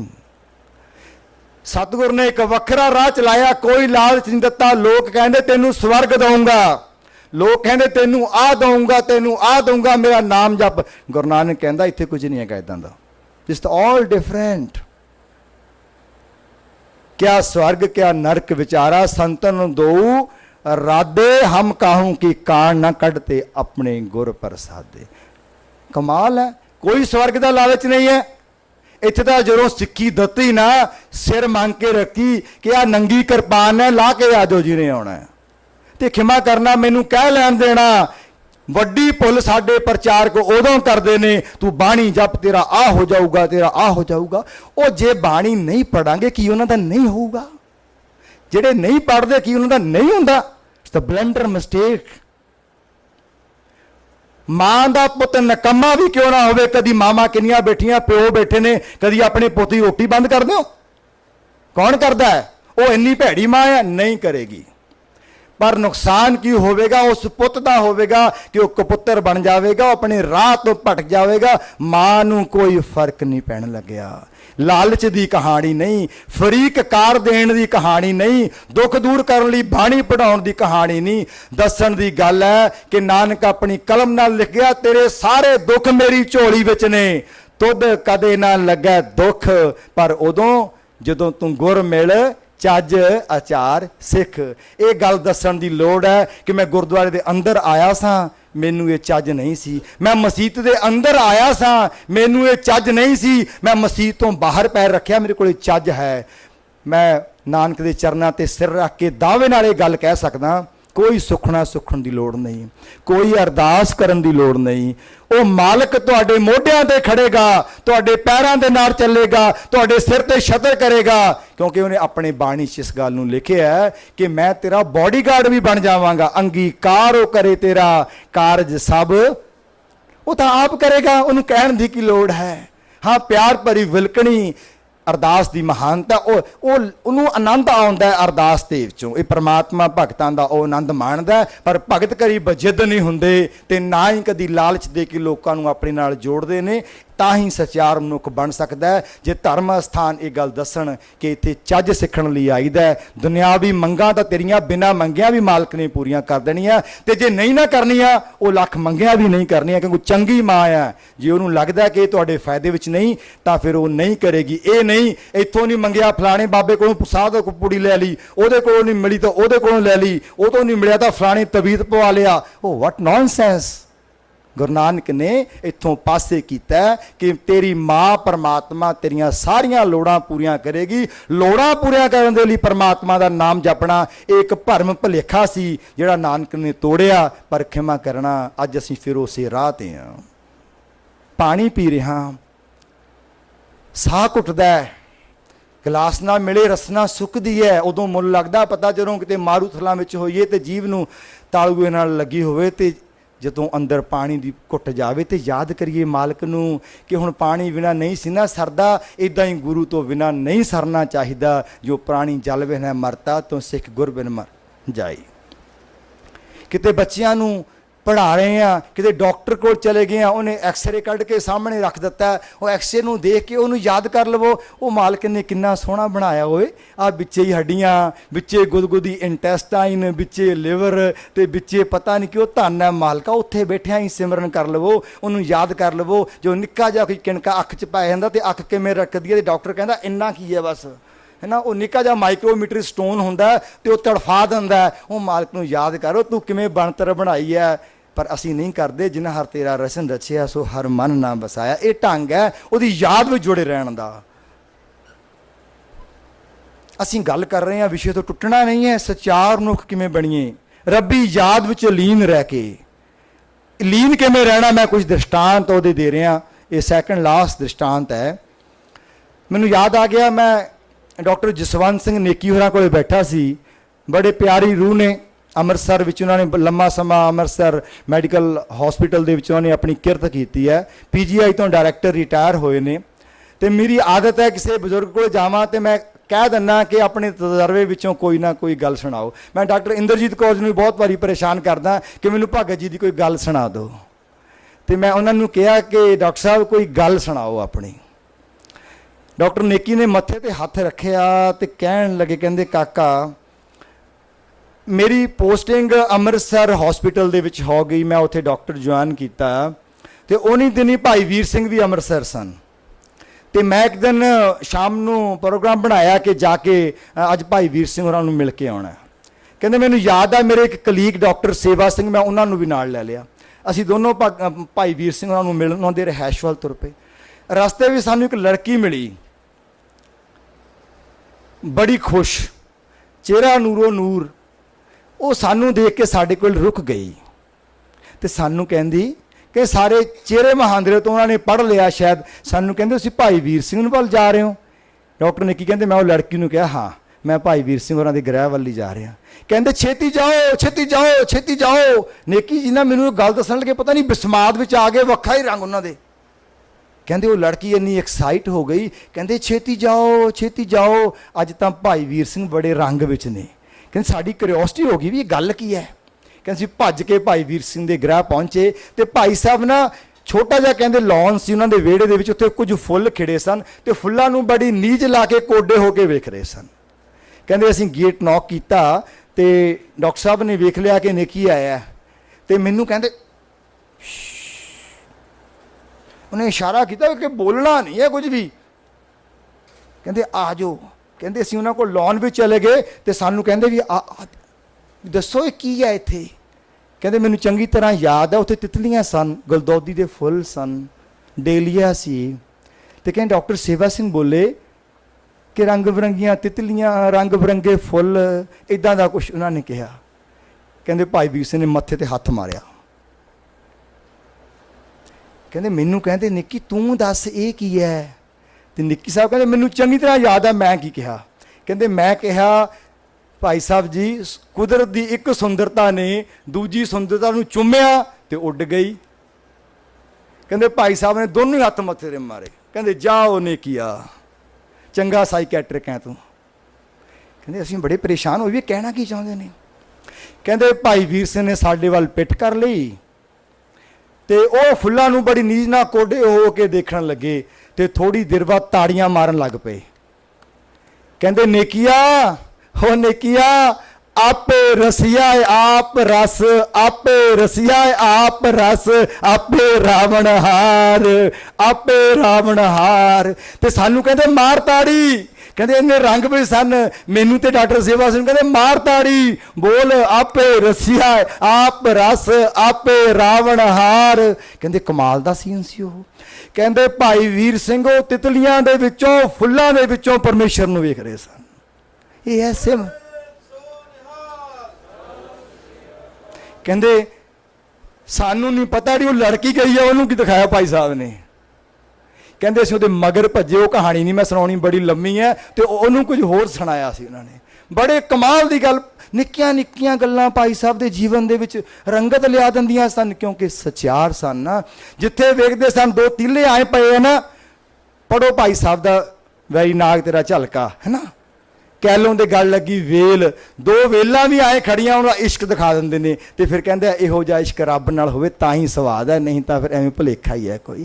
ਇਹ ਹੈ ਰੰਗ ਪਰਮਾਤਮਾ ਨੂੰ ਦੇਖਣ ਦਾ। ਆ ਮੀਂਹ ਪੈ ਰਿਹਾ ਹੈ, ਇਸ ਕੁਦਰਤ ਵਿੱਚੋਂ ਦੇਖੋ ਮੀਂਹ ਦੇ ਵਿੱਚੋਂ ਕਿ ਮੀਂਹ ਕਿਵੇਂ ਪੈ ਗਿਆ। ਇੱਥੇ ਹੁਕਮ ਹੋ ਰਿਹਾ ਉੱਠੇ ਮੇਘ ਸੁਹਾਵਣੇ, ਹੁਕਮ ਕੀਤਾ ਕਰਤਾਰ, ਰਿਜ਼ਕ ਉਪਾਇਨ ਅਗਲਾ ਠਾਂਡ ਪਈ ਸੰਸਾਰ। ਇਹਦੇ ਚ ਸਿਮਰਨ ਹੋ ਗਿਆ। ਮੀਂਹ ਦੇਖਿਆ ਤਾਂ ਸਿਮਰਨ ਹੋ ਗਿਆ। ਇਹ ਨਾਨਕ ਦਾ ਇੱਕ ਵੱਖਰਾ ਕਮਾਲ ਦਾ ਢੰਗ ਸੀ ਸਚਿਆਰ ਮਨੁੱਖ ਬਣਾਉਣ ਲਈ ਕਿ ਰੱਬ ਦੀ ਯਾਦ ਨਾ ਟੁੱਟੇ।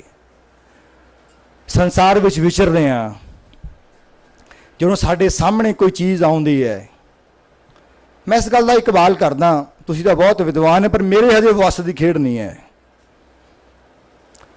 ਕਿਸੇ ਦੇ ਘਰ ਗਏ, ਬੜਾ ਸੋਹਣਾ ਡਰਾਇੰਗ ਰੂਮ ਹੈ, ਵੁੱਡ ਵਰਕ ਹੋਇਆ, ਬੜਾ ਸੋਹਣਾ ਮਾਰਬਲ ਲੱਗਿਆ। ਮਨ ਵਿੱਚ ਬਦੋ ਬਦੀ ਆਉਂਦਾ ਕਿ ਮੇਰੇ ਡਰਾਇੰਗ ਰੂਮ ਵਿੱਚ ਕਿਉਂ ਨਹੀਂ ਆਏ। ਮੇਰੀ ਕਮਜ਼ੋਰੀ ਹੈ। ਤੁਸੀਂ ਤਾਂ ਬਹੁਤ ਵਿਦਵਾਨ ਹੋ ਪਰ ਮੈਂ ਹਜੇ ਬਹੁਤ ਨੀਵੇਂ ਪੱਧਰ ਤੇ ਜਿਉਣਾ। ਮੇਰੇ ਮੂਹਰੇ ਦੀ ਕੋਈ ਵੱਡੀ ਕਾਰ ਲੰਘਦੀ ਹੈ ਤੇ ਮੈਂ ਸੋਚਦਾ ਰੱਬਾ ਮੇਰੇ ਕੋਲੇ ਕਿਉਂ ਨਹੀਂ ਹੈ। ਇਹ ਮੇਰੇ ਵਰਗੇ ਸਧਾਰਨ ਮਨੁੱਖ ਦੀ ਅਵਸਥਾ ਹੈ। ਸਾਹਮਣੇ ਸੋਹਣਾ ਹੁਸਨ ਆ ਗਿਆ, ਇਹ ਮੇਰਾ ਕਿਉਂ ਨਹੀਂ ਹੈ। ਇਸ ਗੱਲ ਤੋਂ ਡਿਨਾਈ ਨਹੀਂ ਕੀਤਾ ਜਾ ਸਕਦਾ। ਇਹ ਮਾਇਆ ਆਪਣਾ ਪ੍ਰਭਾਵ ਪਾਉਂਦੀ ਹੈ ਔਰ ਚੜ ਚੜ ਕੇ ਉੱਪਰ ਆ ਕੇ ਪਾਉਂਦੀ ਹੈ। ਉੱਥੇ ਵੀ ਸਿਮਰਨ ਨਾਨਕ ਨੇ ਸਿਖਾ ਦਿੱਤਾ। ਕਹਿੰਦੇ ਉਹ ਭਲਿਆ ਪੁਰਸ਼ਾ, ਆ ਤੇਰੀ ਜਿਹੜੀ ਸੁੰਦਰਤਾ ਤੈਨੂੰ ਕਾਇਲ ਕਰ ਰਹੀ ਹੈ, ਆਪਣੇ ਵੱਲ ਖਿੱਚ ਰਹੀ ਹੈ ਨਾ, ਇਹਨੂੰ ਬਣਾਉਣ ਵਾਲਾ ਪਤਾ ਕਿੰਨਾ ਸੁੰਦਰ ਹੈ। ਉਹ ਇੱਥੇ ਨਾ ਖੜਾ, ਉੱਪਰ ਜੱਫੀ ਪਾ। ਜਿਹੜੀ ਸੁੰਦਰਤਾ ਤੇਰੇ ਅੰਦਰੋਂ ਹਲੂਣਾ ਦਿੰਦੀ ਹੈ ਨਾ, ਉਹ ਇਹਨੂੰ ਬਣਾਉਣ ਵਾਲਾ ਇੰਨਾ ਸੁੰਦਰ ਹੈ ਤੇਰੇ ਕੋਲ ਦੇਖ ਹੀ ਨਹੀਂ ਹੋਣਾ। ਉਹਦਾ ਰੂਪ ਵੀ ਨਹੀਂ, ਅਰੂਪੇ ਅਨੂਪੇ। ਕਮਾਲ ਦੀ ਗੱਲ ਹੈ, ਬਿਨਾਂ ਰੂਪ ਤੋਂ ਸੁੰਦਰ ਹੈ। ਚੱਚਾ ਰਚਿਤ ਚਿੱਤਰ ਹੈ ਭਾਰੀ, ਛੱਡ ਦੇ ਇਹਨੂੰ। ਇਹ ਤਾਂ ਇੱਕ just nothing more than A painting on A canvas. ਤੈਨੂੰ ਲੱਗਦਾ ਵੀ ਬੜੀ ਸੋਹਣੀ ਹੈ, ਅਸਲ ਵਿੱਚ ਇਹ ਤਸਵੀਰ ਹੀ ਹੈ ਪਰਮਾਤਮਾ ਨੇ ਇਕੱਠੀ ਕਰਕੇ ਸਿੱਟੀ ਤੇ ਸਾਰਾ ਤੇਰਾ ਹੁਸਨ ਤੇ ਤਾਕਤ ਇੱਕ ਸਕਿੰਟ ਦੇ ਫੋਰ ਵਿੱਚ ਖਤਮ ਹੋ ਜਾਂਦਾ ਹੈ। ਤਜ ਚਿੱਤਰ ਹੈ ਚੇਤੋ ਚਿਤਕਾਰੀ। ਇਹ ਸਿਮਰਨ ਨਾਨਕ ਨੇ ਸਿਖਾਇਆ ਕਿ ਦੁਨੀਆ ਦੇ ਭੁਲੇਖਿਆਂ ਤੋਂ ਤਾਹਾਂ ਉੱਠ ਕੇ ਕਿਵੇਂ ਯਾਦ ਵਿੱਚ ਰਹਿਣਾ ਹੈ। ਸੋ ਸਚਿਆਰ ਮਨੁੱਖ ਦੇ ਲਈ ਸਭ ਤੋਂ ਪਹਿਲਾਂ ਜਗਿਆਸਾ ਹੋਵੇ, ਫਿਰ ਉਹ ਜਗਿਆਸਾ ਵਾਲਾ ਪੁਰਸ਼ ਰੱਬ ਦੀ ਯਾਦ ਵਿੱਚ ਆਪਣੇ ਆਪ ਨੂੰ ਪਰੋ ਲਵੇ ਤੇ ਰੱਬ ਦੀ ਯਾਦ ਵਿੱਚ ਪਰੋ ਕੇ ਜਿਹੜੇ ਰੱਬ ਦੀ ਯਾਦ ਵਿੱਚ ਪਰੋਇਆ ਹੋਵੇ ਕਿਤੇ ਉਸੇ ਰੱਬ ਨੂੰ ਵੱਡਾ ਨਾ ਸਮਝਣ ਲੱਗ ਪਵੇ। ਸਚਿਆਰ ਮਨੁੱਖ ਦਾ ਦੂਜਾ ਗੁਣ ਹੈ ਕਿ ਉਹ ਧਰਮ ਨਿਰਪੱਖ ਹੋ ਜਾਂਦਾ ਹੈ। ਉਹਨੂੰ ਸਾਰੇ ਇੱਕੋ ਜਿਹੇ ਲੱਗਦੇ ਨੇ। ਤੇ ਨਾਨਕ ਐਸੇ ਇੱਕ ਅਕਾਦਮਿਕ ਸ਼ਖਸੀਅਤ ਹੈ। ਗੁਰੂ ਨਾਨਕ ਸਾਹਿਬ ਮੱਕੇ ਗਏ, ਅਸੀਂ ਉਹ ਸਾਖੀ ਸੁਣੀ ਹੈ ਕਿ ਗੁਰੂ ਸਾਹਿਬ ਨੂੰ ਲੱਤ ਮਾਰੀ ਤੇ ਮੱਕਾ ਘੁੰਮ ਗਿਆ। ਮੈਂ ਸਾਖੀ ਨਹੀਂ ਸੁਣਾਉਣੀ। ਤੇ ਇਹ ਗੱਲ ਭਾਈ ਗੁਰਦਾਸ ਜੀ ਨੇ ਅੰਕਿਤ ਕੀਤੀ ਹੈ ਕਿ ਜੀਵਨ ਮਾਰੀ ਲੱਤ ਦੀ ਕਿਹੜਾ ਸੁੱਤਾ ਕੁਫਰ ਕਫਾਰੀ, ਤੰਗੋਂ ਪਕੜ ਘਸੀਟਿਆ ਫਿਰਿਆ ਮੱਕਾ ਕਲਾ ਦਿਖਾਰੀ, ਹੋਏ ਹੈਰਾਨ ਕਰੀਨ ਜਹਾਰੀ। ਪਰ ਉਸ ਤੋਂ ਬਾਅਦ ਹੋਇਆ ਕੀ? ਪਹਿਲਾਂ ਲੱਤਾਂ ਮਾਰ ਰਹੇ, ਜਦੋਂ ਮੱਕਾ ਘੁੰਮ ਗਿਆ ਫਿਰ ਕੀ ਮਾਰਿਆ ਹੋ? ਕਿਤੇ ਪੜ੍ਹਿਆ ਇਤਿਹਾਸ ਦੇ ਵਿੱਚ ਕਿ ਗੁਰੂ ਨਾਨਕ ਸਾਹਿਬ ਫੱਟੜ ਹੋ ਕੇ ਮੱਕੇ ਤੋਂ ਬਾਹਰ ਆਏ ਤੇ ਫਿਰ ਕਿਤੇ ਹਕੀਮ ਦੇ ਕੋਲੇ ਰਹੇ? ਕੀ ਹੋਇਆ? ਪਹਿਲਾਂ ਲੱਤਾਂ ਮਾਰਦੇ ਸਨ, ਜਦੋਂ ਮੱਕਾ ਘੁੰਮ ਗਿਆ ਫਿਰ ਕੀ ਹੋਇਆ? ਪਿਆਰ ਵਾਲਿਓ, ਉਹ ਧਰਮ ਨਿਰਪੱਖ ਰੂਹ ਸੀ। ਮੇਰਾ ਅਨੁਭਵ ਹੈ ਕਿ ਜਦੋਂ ਮੱਕਾ ਘੁੰਮਿਆ ਹੋਵੇਗਾ ਤਾਂ ਯਕੀਨਨ ਮੁਸਲਮਾਨ ਵੀਰਾਂ ਨੇ ਆਪਣੇ ਹਥਿਆਰ ਅਨਸ਼ੀਤ ਕੀਤੇ ਹੋਣਗੇ ਕਿ ਇਹਦਾ ਸਿਰ ਕਲਮ ਕਰ ਦਿੱਤਾ ਜਾਵੇ। ਕਾਫਰ ਕਹਿ ਚੁੱਕੇ ਨੇ ਜੀਵਨ ਮਾਰੀ ਲੱਤ ਦੀ ਕਿਹੜਾ ਸੁੱਤਾ ਕੁਫਰ ਕਫਾਰੀ, ਤੇ ਅੱਗੋਂ ਗੁਰੂ ਨਾਨਕ ਸਾਹਿਬ ਬੋਲੇ ਹੋਣਗੇ ਕਿ ਭਲਿਓ ਪੁਰਸ਼ੋ, ਤੁਸੀਂ ਮੇਰਾ ਸਿਰ ਕਲਮ ਕਰਨਾ ਚਾਹੁੰਦੇ ਤਾਂ ਕਰ ਦੇਵੋ, ਮੈਂ ਤਿਆਰ ਹਾਂ, ਪਰ ਇੱਕ ਮੇਰੀ ਗੱਲ ਸੁਣ ਲਵੋਗੇ? ਤੁਸੀਂ ਮੈਨੂੰ ਕਾਫਰ ਕਿਹਾ, ਮੈਂ ਦੱਸਾਂ ਮੈਂ ਕੌਣ ਹਾਂ? ਮੈਂ ਬਸ ਤੁਹਾਨੂੰ ਦੱਸ ਦੇਣਾ ਚਾਹੁੰਦਾ ਕਿ ਮੈਨੂੰ ਬਹੁਤ ਖਿਤਾਬ ਮਿਲੇ ਨੇ, ਬੜੇ ਤਮਗੇ ਮਿਲੇ ਨੇ। ਕੋਈ ਆਖੇ ਭੂਤਨਾ, ਕੋ ਕਹੇ ਬੇਤਾਲਾ, ਕੋਈ ਆਖੇ ਆਦਮੀ, ਨਾਨਕ ਵਿਚਾਰਾ। ਤੁਸੀਂ ਅੱਜ ਕਾਫਰ ਕਿਹਾ ਵੀ ਝੋਲੀ ਚ ਪਾਲਣਾ, ਅੱਜ ਤੋਂ ਬਾਅਦ ਮੈਂ ਕਾਫਰ ਵੀ ਹਾਂ। ਪਰ ਮੈਂ ਤੁਹਾਨੂੰ ਦੱਸ ਦਵਾਂ, ਮੇਰਾ ਸਿਰ ਕਲਮ ਕਰ ਦਿਓ, ਮੈਂ ਹਾਂ ਕੌਣ? ਭਇਆ ਦੀਵਾਨਾ ਸ਼ਾਹਕਾ, ਨਾਨਕ ਬੌਰਾਨਾ। ਕਮਲਾ ਹਾਂ ਮੈਂ, ਕਮਲਾ। ਬੌਰਾ ਹਾਂ ਮੈਂ, ਬੌਰਾ। ਉਹ ਮਾਲਕ ਦੇ ਦੇਖਣ ਵਿੱਚ, ਉਹਨੂੰ ਲੱਭਣ ਵਿੱਚ ਤੁਸੀਂ ਤਾਂ ਪਹੁੰਚੇ ਹੋਏ ਪੀਰ ਮੁੱਲਾ ਜੀ, ਔਲੀਏ ਜੀ। ਮੇਰਾ ਸਿਰ ਕਲਮ ਕਰ ਦਿਓ, ਕਿਉਂਕਿ ਮੇਰੇ ਕਾਰਨ ਤੁਹਾਡਾ ਮੱਕਾ ਘੁੰਮ ਗਿਆ।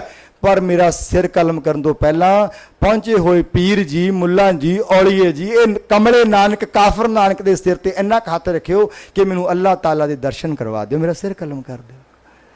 ਤੇ ਗੱਲ ਮੁੱਕੀ ਪਤਾ ਕਿੱਥੇ? ਚਰਨਾਂ ਤੇ ਡਿੱਗ ਗਏ। ਨਾਨਕ ਪਾਤਸ਼ਾਹ ਕਹਿੰਦੇ ਮੈਂ ਜਾਣਾ ਮੱਕੇ ਤੋਂ ਬਾਹਰ, ਮੈਨੂੰ ਜਾਣ ਦਿਓ, ਅੱਲਾ ਦਾ ਹੁਕਮ ਹੋ ਗਿਆ, ਅੱਗੇ ਜਾ ਕੇ ਅੱਲਾ ਦੇ ਨਾਮ ਦਾ ਮੈਂ ਛਿੱਟਾ ਦੇਣਾ। ਕਹਿੰਦੇ ਮਰ ਜਾਵਾਂਗੇ ਤੇਰੇ ਤੋਂ ਬਿਨਾਂ, ਸਾਹ ਸੁੱਕ ਜਾਣਗੇ, ਅਸੀਂ ਨਾਨਕ ਤੈਨੂੰ ਨਹੀਂ ਜਾਣ ਦੇਣਾ। ਤੇ ਭਾਈ ਗੁਰਦਾਸ ਦੀ ਵਾਰ ਨੂੰ ਪੜੋ, ਵਾਰ ਸਮਾਪਤ ਕਰਦੇ ਨੇ। ਕਹਿੰਦੇ ਫਿਰ ਨੈਗੋਸ਼ੀਏਸ਼ਨ ਹੋ ਗਈ। ਕੀ ਹੋਈ? ਕਹਿੰਦੇ ਨਾਨਕ ਜੀ ਆਪਣੀਆਂ ਖੜਾਵਾਂ ਲਾ ਕੇ ਰੱਖ ਜਿਓ, ਧੋ ਧੋ ਕੇ ਇਹੀ ਪੀ ਲਿਆ ਕਰਾਂਗੇ। ਤਰੀ ਨਿਸ਼ਾਨੀ ਕੌਂਸ ਦੀ, ਮੱਕੇ ਅੰਦਰ ਪੂਜ ਕਰਾਈ। ਕੌਂਸ ਕਹਿੰਦੇ ਨੇ ਖੜਾਮ ਨੂੰ। ਦੇਖੋ ਨਾਨਕ ਦੀ ਨਿਰਪੱਖ ਸ਼ਖਸੀਅਤ। ਪੱਛਮ ਵਿੱਚ ਗਏ ਤੇ ਪੱਛਮ ਵੱਲ ਪੈਰ ਕਰ ਲਿਆ, ਪੂਰਬ ਵਿੱਚ ਗਏ ਤੇ ਪੂਰਬ ਵਾਲੇ ਪੂਰਬ ਨੂੰ ਪੂਜਦੇ ਆ, ਉੱਥੇ ਪਿੱਠ ਕਰ ਲਈ। ਪੂਰਬ ਵਾਲਿਆਂ ਕੋ ਜਾ ਕੇ ਪੱਛਮ ਪੂਜ ਦਿੱਤਾ, ਪੱਛਮ ਵਾਲਿਆਂ ਕੋ ਜਾ ਕੇ ਪੂਰਬ ਪੂਜ ਦਿੱਤਾ। ਦੇਖੋ ਵਾਟ ਇਜ਼ ਅਕੈਡਮਿਕਸ ਕੀ ਹੁੰਦੀ ਕੀ ਹੈ? ਗੱਲ ਕਰਨ ਦਾ ਅੰਦਾਜ਼ ਅਧਿਆਪਕ ਦਾ ਕਿਹੋ ਜਿਹਾ ਹੁੰਦਾ ਹੈ? ਉੱਥੇ ਉਹਨਾਂ ਨੂੰ ਕਹਿ ਆਏ ਕਿ ਤੁਸੀਂ ਗਲਤ ਹੋ, ਉੱਥੇ ਉਹਨਾਂ ਨੂੰ ਕਹਿ ਆਏ ਤੁਸੀਂ ਗਲਤ ਹੋ। ਸਤਿਗੁਰਾਂ ਨੇ ਸਰੀਰ ਛੱਡ ਦਿੱਤਾ ਤੇ ਦੋਨੋਂ ਇਕੱਠੇ ਹੋ ਗਏ। ਉਹ ਕਹਿੰਦੇ ਸਾਡੇ ਗੁਰੂ ਨੇ, ਉਹ ਕਹਿੰਦੇ ਸਾਡੇ ਪੀਰ ਨੇ, ਉਹ ਕਹਿੰਦੇ ਦਫਨਾਉਣਾ, ਉਹ ਕਹਿੰਦੇ ਸੰਸਕਾਰ ਕਰਨਾ, ਉਹ ਕਹਿੰਦੇ ਨਹੀਂ ਕਰਨ ਦੇਣਾ, ਉਹ ਕਹਿੰਦੇ ਉਹ ਸਿਰ ਪਾੜ ਦੇਣਾ, ਉਹ ਕਹਿੰਦੇ ਥੋੜਾ ਪਾੜ ਦੇਣਾ। ਤੇ ਗੱਲ ਕਿੱਥੇ ਪਹੁੰਚੀ? ਭਾਈ ਗੁਰਦਾਸ ਨੂੰ ਲਿਖਣਾ ਪੈ ਗਿਆ। ਕਹਿੰਦੇ ਗੰਗ ਬਨਾਰਸ ਹਿੰਦੂਆਂ, ਮੱਕਾ ਕਾਬਾ ਮੁਸਲਮਾਨੇ, ਸੁਨਤ ਮੁਸਲਮਾਨ ਦੀ, ਤਿਲਕ ਜੰਜੂ ਹਿੰਦੂ ਲੋਭਾਣੇ, ਇੱਕ ਨਾਮ ਦੋਏ ਰਾਹ ਭੁਲਾਣੇ, ਸੱਚ ਕਿਨਾਰੇ ਰਹਿ ਗਿਆ ਆਖਿਆ ਮਰਦੇ ਬਾਹਮਣ ਮੌਲਾਣੇ। ਸਿਆਣੇ ਬਜ਼ੁਰਗ ਨੇ ਕਿਹਾ ਕਿ ਨਾਨਕ ਦੇ ਚੱਕੋ ਚਾਦਰ ਤੇ ਇਹਨੂੰ ਪੁੱਛ ਲਵੋ, ਤੇਰਾ ਸੰਸਕਾਰ ਕਰੀਏ ਕਿ ਤੈਨੂੰ ਦਫਨਾਈਏ, ਅਰਦਾਸ ਕਰੋ। ਕਹਿੰਦੇ ਜਦੋਂ ਚਾਦਰ ਚੱਕੀ, ਇਤਿਹਾਸ ਵਿੱਚ ਅਨੋਖਾ ਰੰਗ ਹੈ। ਇਤਿਹਾਸਕਾਰ ਦੀ ਕਲਮ ਦੀ ਸਿਆਹੀ ਸੁੱਕ ਗਈ, ਇਤਿਹਾਸਕਾਰ ਦੇ ਮੂੰਹ 'ਚ ਉਂਗਲ ਖੜ ਗਈ ਕਿ ਕੀ ਲਿਖਾਂ? ਚਾਦਰ ਚੱਕੀ ਥੱਲੇ ਇੱਕ ਫੁੱਲ ਪਿਆ। ਕਮਾਲ ਦਾ ਇਤਿਹਾਸ ਹੈ ਨਾਨਕ ਦਾ। ਉਹ ਮੁਲਾਣਿਆਂ ਨੇ, ਉਹਨਾਂ ਹਿੰਦੂਆਂ ਨੇ ਉਹ ਕਫਨ ਦੀ ਚਾਦਰ ਪਾੜ ਕੇ ਦੋ ਹਿੱਸੇ ਕਰ ਲਏ, ਫੁੱਲ ਦੇ ਦੋ ਹਿੱਸੇ ਕਰ ਲਏ। ਅੱਧਾ ਫੁੱਲ ਅੱਧੀ ਚਾਦਰ ਨੂੰ ਦਫਨਾ ਦਿੱਤਾ ਗਿਆ, ਅੱਧੇ ਫੁੱਲ ਅੱਧੀ ਚਾਦਰ ਦਾ ਸੰਸਕਾਰ ਕਰ ਦਿੱਤਾ ਗਿਆ। ਰਾਵੀ ਆਪਣਾ ਰਾਗ ਅਲਾਪ ਦੀ ਰਾਤ ਨੂੰ ਚੜੀ ਆਈ, ਉਹ ਕਬਰ ਵੀ ਰੋੜ ਕੇ ਲੈ ਗਈ ਤੇ ਮੜੀ ਵੀ ਰੋੜ ਕੇ ਲੈ ਗਈ ਤੇ ਉੱਚੀ ਆਵਾਜ਼ ਵਿੱਚ ਕਹਿ ਗਈ ਨਾ ਹਮ ਹਿੰਦੂ ਨਾ ਮੁਸਲਮਾਨ, ਅੱਲਾ ਰਾਮ ਕੇ ਪਿੰਡ ਪ੍ਰਾਣ। ਨਾਨਕ ਕੋਲੇ ਦੋ ਚੀਜ਼ਾਂ ਸੀ, ਇੱਕ ਸਰੀਰ ਸੀ, ਪਿੰਡ, ਇੱਕ ਉਹਦੇ ਕੋਲੇ ਪ੍ਰਾਣ ਸੀ। ਨਾਨਕ ਕੋਲੇ ਦੋ ਚੀਜ਼ਾਂ ਸੀ, ਇੱਕ ਪਿੰਡ ਸੀ, ਇੱਕ ਪ੍ਰਾਣ ਸੀ। ਇਹ ਦੋਨੋਂ ਹੀ ਅੱਲਾ ਦੀਆਂ ਵੀ ਸੀ ਤੇ ਰਾਮ ਦੀਆਂ ਵੀ ਸੀ। ਪਰ ਨਾਨਕ ਹਿੰਦੂ ਵੀ ਨਹੀਂ ਸੀ ਤੇ ਨਾਨਕ ਮੁਸਲਮਾਨ ਵੀ ਨਹੀਂ ਸੀ। ਕਿਆ ਕਮਾਲ ਦੀ ਬਾਤ ਕਹਿ ਦਿੱਤੀ। ਨਾ ਹਮ ਹਿੰਦੂ ਨਾ ਮੁਸਲਮਾਨ, ਅੱਲਾ ਰਾਮ ਦੋਨਾਂ ਦੇ ਪਿੰਡ ਪ੍ਰਾਣ। ਮੇਰਾ ਪਿੰਡ ਤੇ ਮੇਰੇ ਪ੍ਰਾਣ ਦੋਨਾਂ ਦੇ ਸੀ, ਪਰ ਮੈਂ ਕਿਸੇ ਦਾ ਵੀ ਨਹੀਂ ਹਾਂ। ਕਿਆ ਬਾਤ ਹੈ ਪਿਆਰ ਵਾਲਿਓ। ਮੈਂ ਹਿੰਦੂ ਵੀ ਨਹੀਂ, ਮੈਂ ਮੁਸਲਮਾਨ ਵੀ ਨਹੀਂ, ਮੈਂ ਤਾਂ ਇੱਕ ਸੱਚਿਆਰ ਮਨੁੱਖ ਹਾਂ। ਦੁਨੀਆ ਦੇ ਇਤਿਹਾਸ ਵਿੱਚ ਇਹ ਗੱਲ ਨਹੀਂ ਲੱਭਣੀ। ਜੇ ਕਿਤੇ ਸੈਕੂਲਰਿਜ਼ਮ ਦੀ ਗੱਲ ਕਰਨੀ ਹੋਵੇ, ਮੈਨੂੰ ਯਕੀਨ ਹੈ ਮੈਂ ਪੱਬਾਂ ਦੇ ਭਾਰ ਖੜ ਕੇ ਇਹ ਗੱਲ ਕਹਿ ਸਕਦਾ, ਜੇ ਕੋਈ ਨਾਨਕ ਨੂੰ ਛੱਡ ਕੇ ਗੱਲ ਕਰਦਾ ਤਾਂ ਨਿਰਪੱਖਤਾ ਦੀ ਉਹ ਝੂਠ ਬੋਲ ਰਿਹਾ ਹੈ। ਨਹੀਂ ਕੀਤੀ ਜਾ ਸਕਦੀ ਦੁਨੀਆ ਦੇ ਵਿੱਚ। there is no parallel example। ਪੰਡਿਤ ਹਰਦਿਆਲ ਜਨੇਊ ਪਾਉਣ ਲੱਗੇ, ਬਾਹ ਫੜ ਲਈ ਕਿ ਪੰਡਿਤ ਜੀ ਮੈਂ ਨਹੀਂ ਪਾਉਣਾ। ਔਰੰਗਜ਼ੇਬ ਲਾਉਣ ਲੱਗਿਆ ਤੇ ਬਾਹ ਫੜ ਲਈ ਕਿ ਔਰੰਗਜ਼ੇਬ ਜੀ ਨਹੀਂ ਲਾਉਣਾ। ਕਿੱਥੋਂ ਗੱਲ ਕਰੋਗੇ, ਕਿਵੇਂ ਗੱਲ ਕਰੋਗੇ? ਤੁਹਾਡੇ ਕੋਲੇ ਹੈ ਹੀ ਨਹੀਂ ਬਰਾਬਰ ਦੀ ਕੱਦ ਦਾ ਕੋਈ ਅਕਾਦਮਿਕ ਸ਼ਖਸੀਅਤ ਜਿਹਨੇ ਧਰਮ ਨਿਰਪੱਖਤਾ ਸਿਖਾਈ ਹੋਵੇ। ਤੇ ਮੈਨੂੰ ਖਿਮਾ ਕਰਨਾ, ਇਸ ਮੰਚ ਤੋਂ, ਇਸ ਅੰਤਰਰਾਸ਼ਟਰੀ ਵਿਦਿਅਕ ਕਾਨਫਰੰਸ ਤੋਂ ਮੈਂ ਆਪਣੇ ਜਜ਼ਬਾਤ ਵਿੱਚੋਂ ਇਹ ਗੱਲ ਕਹਿ ਦੇਣੀ ਚਾਹੁੰਦਾ ਕਿ ਅੱਜ ਦੇ ਸਿੱਖਾਂ ਨੇ ਗੁਰੂ ਨਾਨਕ ਦੇ ਨਾਂ ਉੱਤੇ ਆਪਣੀਆਂ ਦੁਕਾਨਾਂ ਚਲਾ ਲਈਆਂ ਨੇ। Guru Nanak public school, Guru Nanak senior secondary school, ਪਰ ਨਾਨਕ ਦੀ ਗੱਲ ਕਰਨ ਲੱਗਿਆ ਕੁਰਸੀ ਕੰਬਦੀ ਹੈ ਕਿਤੇ ਹਿੰਦੂਆਂ ਦੇ ਬੱਚੇ ਸਾਡੇ ਸਕੂਲ ਚੋਂ ਨਿਕਲ ਹੀ ਨਾ ਜਾਣ। ਉਹ ਕਿੱਥੇ ਖੜੇ ਹੋ? ਨਾਨਕ ਕਿੱਥੇ ਬੈਠਾ ਹੈ? ਤੁਸੀਂ ਕਿੱਥੇ ਬੈਠੇ ਹੋ? ਖਿਮਾ ਕਰਨਾ, ਮੈਨੂੰ ਕਹਿ ਲੈਣ ਦੇਣਾ। ਨਾਨਕ ਦਾ ਨਾਮ ਨਾ ਵੇਚੋ, ਨਾਨਕ ਦੀ ਗੱਲ ਕਰੋ। ਨਾਨਕ ਉਹ ਐਸੀ ਸ਼ਖਸੀਅਤ ਹੈ ਜਿਹਨੂੰ ਰੂਹਾਂ ਤਰਸਦੀਆਂ ਨੇ ਉਹਦੇ ਕਿਤੇ ਚਰਨ ਮਿਲ ਜਾਣ ਪਰਸਣ ਵਾਸਤੇ। ਪਿਆਰ ਵਾਲਿਓ, ਧਰਮ ਨਿਰਪੱਖ ਹੋ ਕੇ ਗੁਰੂ ਨਾਨਕ ਨੇ ਕਿਹਾ ਸੀ, ਏਕ ਗੁਸਾਈ ਅੱਲੋ ਮੇਰਾ, ਹਿੰਦੂ ਤੁਰਕ ਦੋਹਾਂ ਨਵੇੜਾ। ਇੱਥੇ ਕੁਝ ਹੋਰ ਲਿਖਿਆ ਹੋਣਾ ਸੀ ਜੇ ਸਿੱਖੀ ਦੀ ਗੱਲ ਧਰਮ ਨਿਰਪੱਖਤਾ ਦੀ ਨਾ ਹੁੰਦੀ। ਬੜੀ ਜ਼ੋਰ ਨਾਲ ਗੁਰੂ ਅਰਜਨ ਪਾਤਸ਼ਾਹ ਨੇ ਇਹ ਗੱਲ ਕਹੀ ਹੈ, ਸਰਬ ਧਰਮ ਮੈਂ ਸ੍ਰੇਸ਼ਟ ਧਰਮ, ਹਰ ਕੋ ਨਾਮ ਜਪ ਨਿਰਮਲ ਕਰਮ। ਇਹ ਨਿਰਪੱਖਤਾ ਦੀ ਗੱਲ ਗੁਰੂ ਨਾਨਕ ਦੇ ਘਰ ਵਿੱਚੋਂ ਮਿਲਦੀ ਹੈ। ਤੇ ਜੇ ਸੱਚਮੁੱਚ ਸਚਿਆਰ ਮਨੁੱਖ ਬਣਾਉਣ ਦੀ ਇੱਛਾ ਤਾਂ ਧਰਮ ਨਿਰਪੱਖ ਬਣਾਉਣੇ ਪੈਣਗੇ। ਤੇ ਧਰਮ ਨਿਰਪੱਖ ਬਣਾਉਣ ਲਈ ਤੁਹਾਨੂੰ ਦੁਨੀਆ ਦੇ ਇਤਿਹਾਸ ਵਿੱਚੋਂ ਗੁਰੂ ਨਾਨਕ ਦੇ ਬਰਾਬਰ ਦੀ ਐਗਜ਼ਾਮਪਲ ਨਹੀਂ ਲੱਭਣੀ। ਵਿਗਿਆਨਕ ਸੋਚ, ਸਚਿਆਰ ਮਨੁੱਖ ਕਦੀ ਲਾਈ ਲੱਗ ਨਹੀਂ ਹੁੰਦਾ। ਸਚਿਆਰ ਮਨੁੱਖ ਨੂੰ ਜੋ ਮਰਜ਼ੀ ਧਰਮ ਦੇ ਨਾਂ ਤੇ ਅੰਧ ਵਿਸ਼ਵਾਸ ਵਿੱਚ ਨਹੀਂ ਗਲਤਾਨ ਕੀਤਾ ਜਾ ਸਕਦਾ। ਜਿਉਂ ਤੱਕ ਅਸੀਂ ਸਿੱਖੀ ਦਾ ਪ੍ਰਚਾਰ ਭਰਮ ਭੁਲੇਖਿਆਂ ਵਿੱਚ ਜਾਂ ਪ੍ਰਾਤਨ ਇਤਿਹਾਸ ਵਾਂਗੂ ਗੁਰੂ ਸਾਹਿਬ ਦਾ ਇਤਿਹਾਸ ਸੁਣਾਉਂਦੇ ਰਵਾਂਗੇ, ਅਸੀਂ ਨੌਜਵਾਨ ਨੂੰ ਨਹੀਂ ਜੋੜ ਸਕਦੇ। ਗੁਰੂ ਨਾਨਕ ਨੇ ਗੱਲ ਵਿਗਿਆਨ ਦੀ ਕੀਤੀ ਹੈ ਔਰ ਵਿਗਿਆਨੀਆਂ ਨੂੰ ਹੱਥਾਂ ਪੈਰਾਂ ਦੀ ਪੈ ਜਾਂਦੀ ਹੈ ਜਦੋਂ ਗੁਰਬਾਣੀ ਦੀ ਫਰਮਾਨ ਉਹਨਾਂ ਦੇ ਸਾਹਮਣੇ ਪ੍ਰਗਟ ਹੁੰਦੇ ਨੇ। ਕੁਝ ਇਸ਼ਾਰਾ ਮਾਤਰ ਮੈਂ ਵਿਗਿਆਨਕ ਸੋਚ ਦੇ ਧਾਰਨੀ ਹੋਣ ਦੀ ਗੱਲ ਗੁਰਬਾਣੀ ਵਿੱਚੋਂ ਕਰਾਂਗਾ। ਲੋਕ ਮੰਨਦੇ ਰਹੇ ਕਿ ਧਰਤੀ ਬੌਲਦ ਦੇ ਸਿੰਘਾਂ ਤੇ ਖੜੀ ਹੈ। ਕਿਸੇ ਦੀ ਹਿੰਮਤ ਤਾਂ ਨਹੀਂ ਪਈ ਚੈਲੰਜ ਕਰਨ ਨੂੰ। ਲੋਕ ਕਹਿੰਦੇ ਰਹੇ ਸੱਪ ਦੇ ਫਣ ਤੇ ਖੜੀ ਹੈ, ਹਿਲਦਾ ਤੇ ਭੁਚਾਲ ਆ ਜਾਂਦਾ, ਬਲਦ ਚੱਕ ਕੇ ਅੱਗੇ ਪਿੱਛੇ ਕਰਦਾ ਸਿੰਘ ਤੇ ਉਹਦੇ ਭੁਚਾਲ ਆ ਜਾਂਦਾ। ਲੋਕ ਮੰਨਦੇ ਰਹੇ, ਲੋਕ ਪੂਜਦੇ ਰਹੇ। ਗੁਰੂ ਨਾਨਕ ਨੇ ਅਕੈਡਮਿਕ ਲੈਂਗੁਏਜ ਸਵਾਲ ਕੀਤਾ ਕਿ ਧੰਨ ਧੰਨ ਧੰਨ ਬ੍ਰਾਹਮਣ ਜੀ, ਤੁਹਾਡੀ ਗੱਲ ਨੂੰ ਨਮਸਕਾਰ ਹੈ ਕਿ ਧਰਤੀ ਬੌਲਦ ਦੇ ਸਿੰਘਾਂ ਤੇ ਖੜੀ ਹੈ। ਮੰਨ ਲੈਂਦੇ ਹਾਂ ਜੀ, ਮੈਨੂੰ ਇਹ ਦੱਸੋ ਬੌਲਦ ਕਿੱਥੇ ਖੜਾ ਹੈ? ਉਹ ਕਹਿੰਦੀ ਥੱਲੇ ਇੱਕ ਹੋਰ ਧਰਤੀ ਹੈ। ਗੁਰੂ ਨਾਨਕ ਸਾਹਿਬ ਕਹਿੰਦੇ ਧੰਨ ਜੀ ਬ੍ਰਾਹਮਣ ਜੀ, ਨਮਸਕਾਰ ਹੈ ਤੁਹਾਨੂੰ। ਉਹ ਦੂਸਰੀ ਧਰਤੀ ਕਿੱਥੇ ਖੜੀ ਹੈ? ਕਹਿੰਦੇ ਕਿ ਦੂਸਰਾ ਬੌਲਦ ਵੀ ਹੈ। ਇਹ ਗੱਲ ਚੱਲਦੀ 7ਵੇਂ ਬੌਲਦ ਤੇ ਪਹੁੰਚ ਗਈ ਤੇ ਨਾਨਕ ਸਾਹਿਬ ਨੇ ਇੱਕ ਅਕੈਡਮਿਕ ਚੈਲੰਜ ਦਿੱਤਾ ਹੈ। ਕਹਿੰਦੇ 7ਵੀਂ ਬਲਦ ਕਿੱਥੇ ਖੜਾ ਹੈ?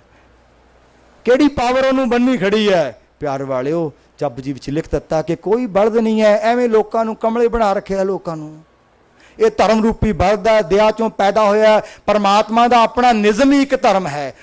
ਉਸ ਧਰਮ ਰੂਪੀ ਬਲਦ ਨੇ ਹੀ ਇਹ ਸਾਰੀ ਸ੍ਰਿਸ਼ਟੀ ਨੂੰ ਆਪਣੇ ਹੱਥਾਂ ਵਿੱਚ ਬੰਨ੍ਹ ਕੇ ਆਪਣੇ ਆਪ ਸੂਰਜ ਚੜ੍ਹ ਰਿਹਾ ਹੈ, ਉਤਰ ਰਿਹਾ ਹੈ। ਕੋਈ ਕੰਟਰੋਲ ਕਰ ਰਿਹਾ ਹੈ? ਇੱਕੋ ਹੀ ਕਰ ਰਿਹਾ, ਇੱਕ ਨਿਜ਼ਮ ਕੰਟਰੋਲ ਕਰ ਰਿਹਾ ਹੈ। ਉਸ ਨਿਜ਼ਮ ਨੂੰ ਗੁਰੂ ਸਾਹਿਬ ਨੇ ਧਰਮ ਕਿਹਾ। ਤੌਲ ਧਰਮ ਦਇਆ ਕਾ ਪੂਤ, ਸੰਤੋਖ ਥਾਪ ਰੱਖਿਆ ਜਿਨ ਸੂਤ। ਲੋਕ ਪਤਾਲਾਂ ਦੀ ਗੱਲ ਕਰਦੇ, ਆਕਾਸ਼ਾਂ ਦੀ ਗੱਲ ਕਰਦੇ, ਗਿਣਤੀਆਂ ਵਿੱਚ ਵੱਧਦੇ, ਕੋਈ ਕਿੰਨੇ ਕਹਿੰਦਾ, ਕੋਈ ਕਿੰਨੇ ਕਹਿੰਦਾ। Where are the telescopes of Guru Nanak? He was working in which laboratory?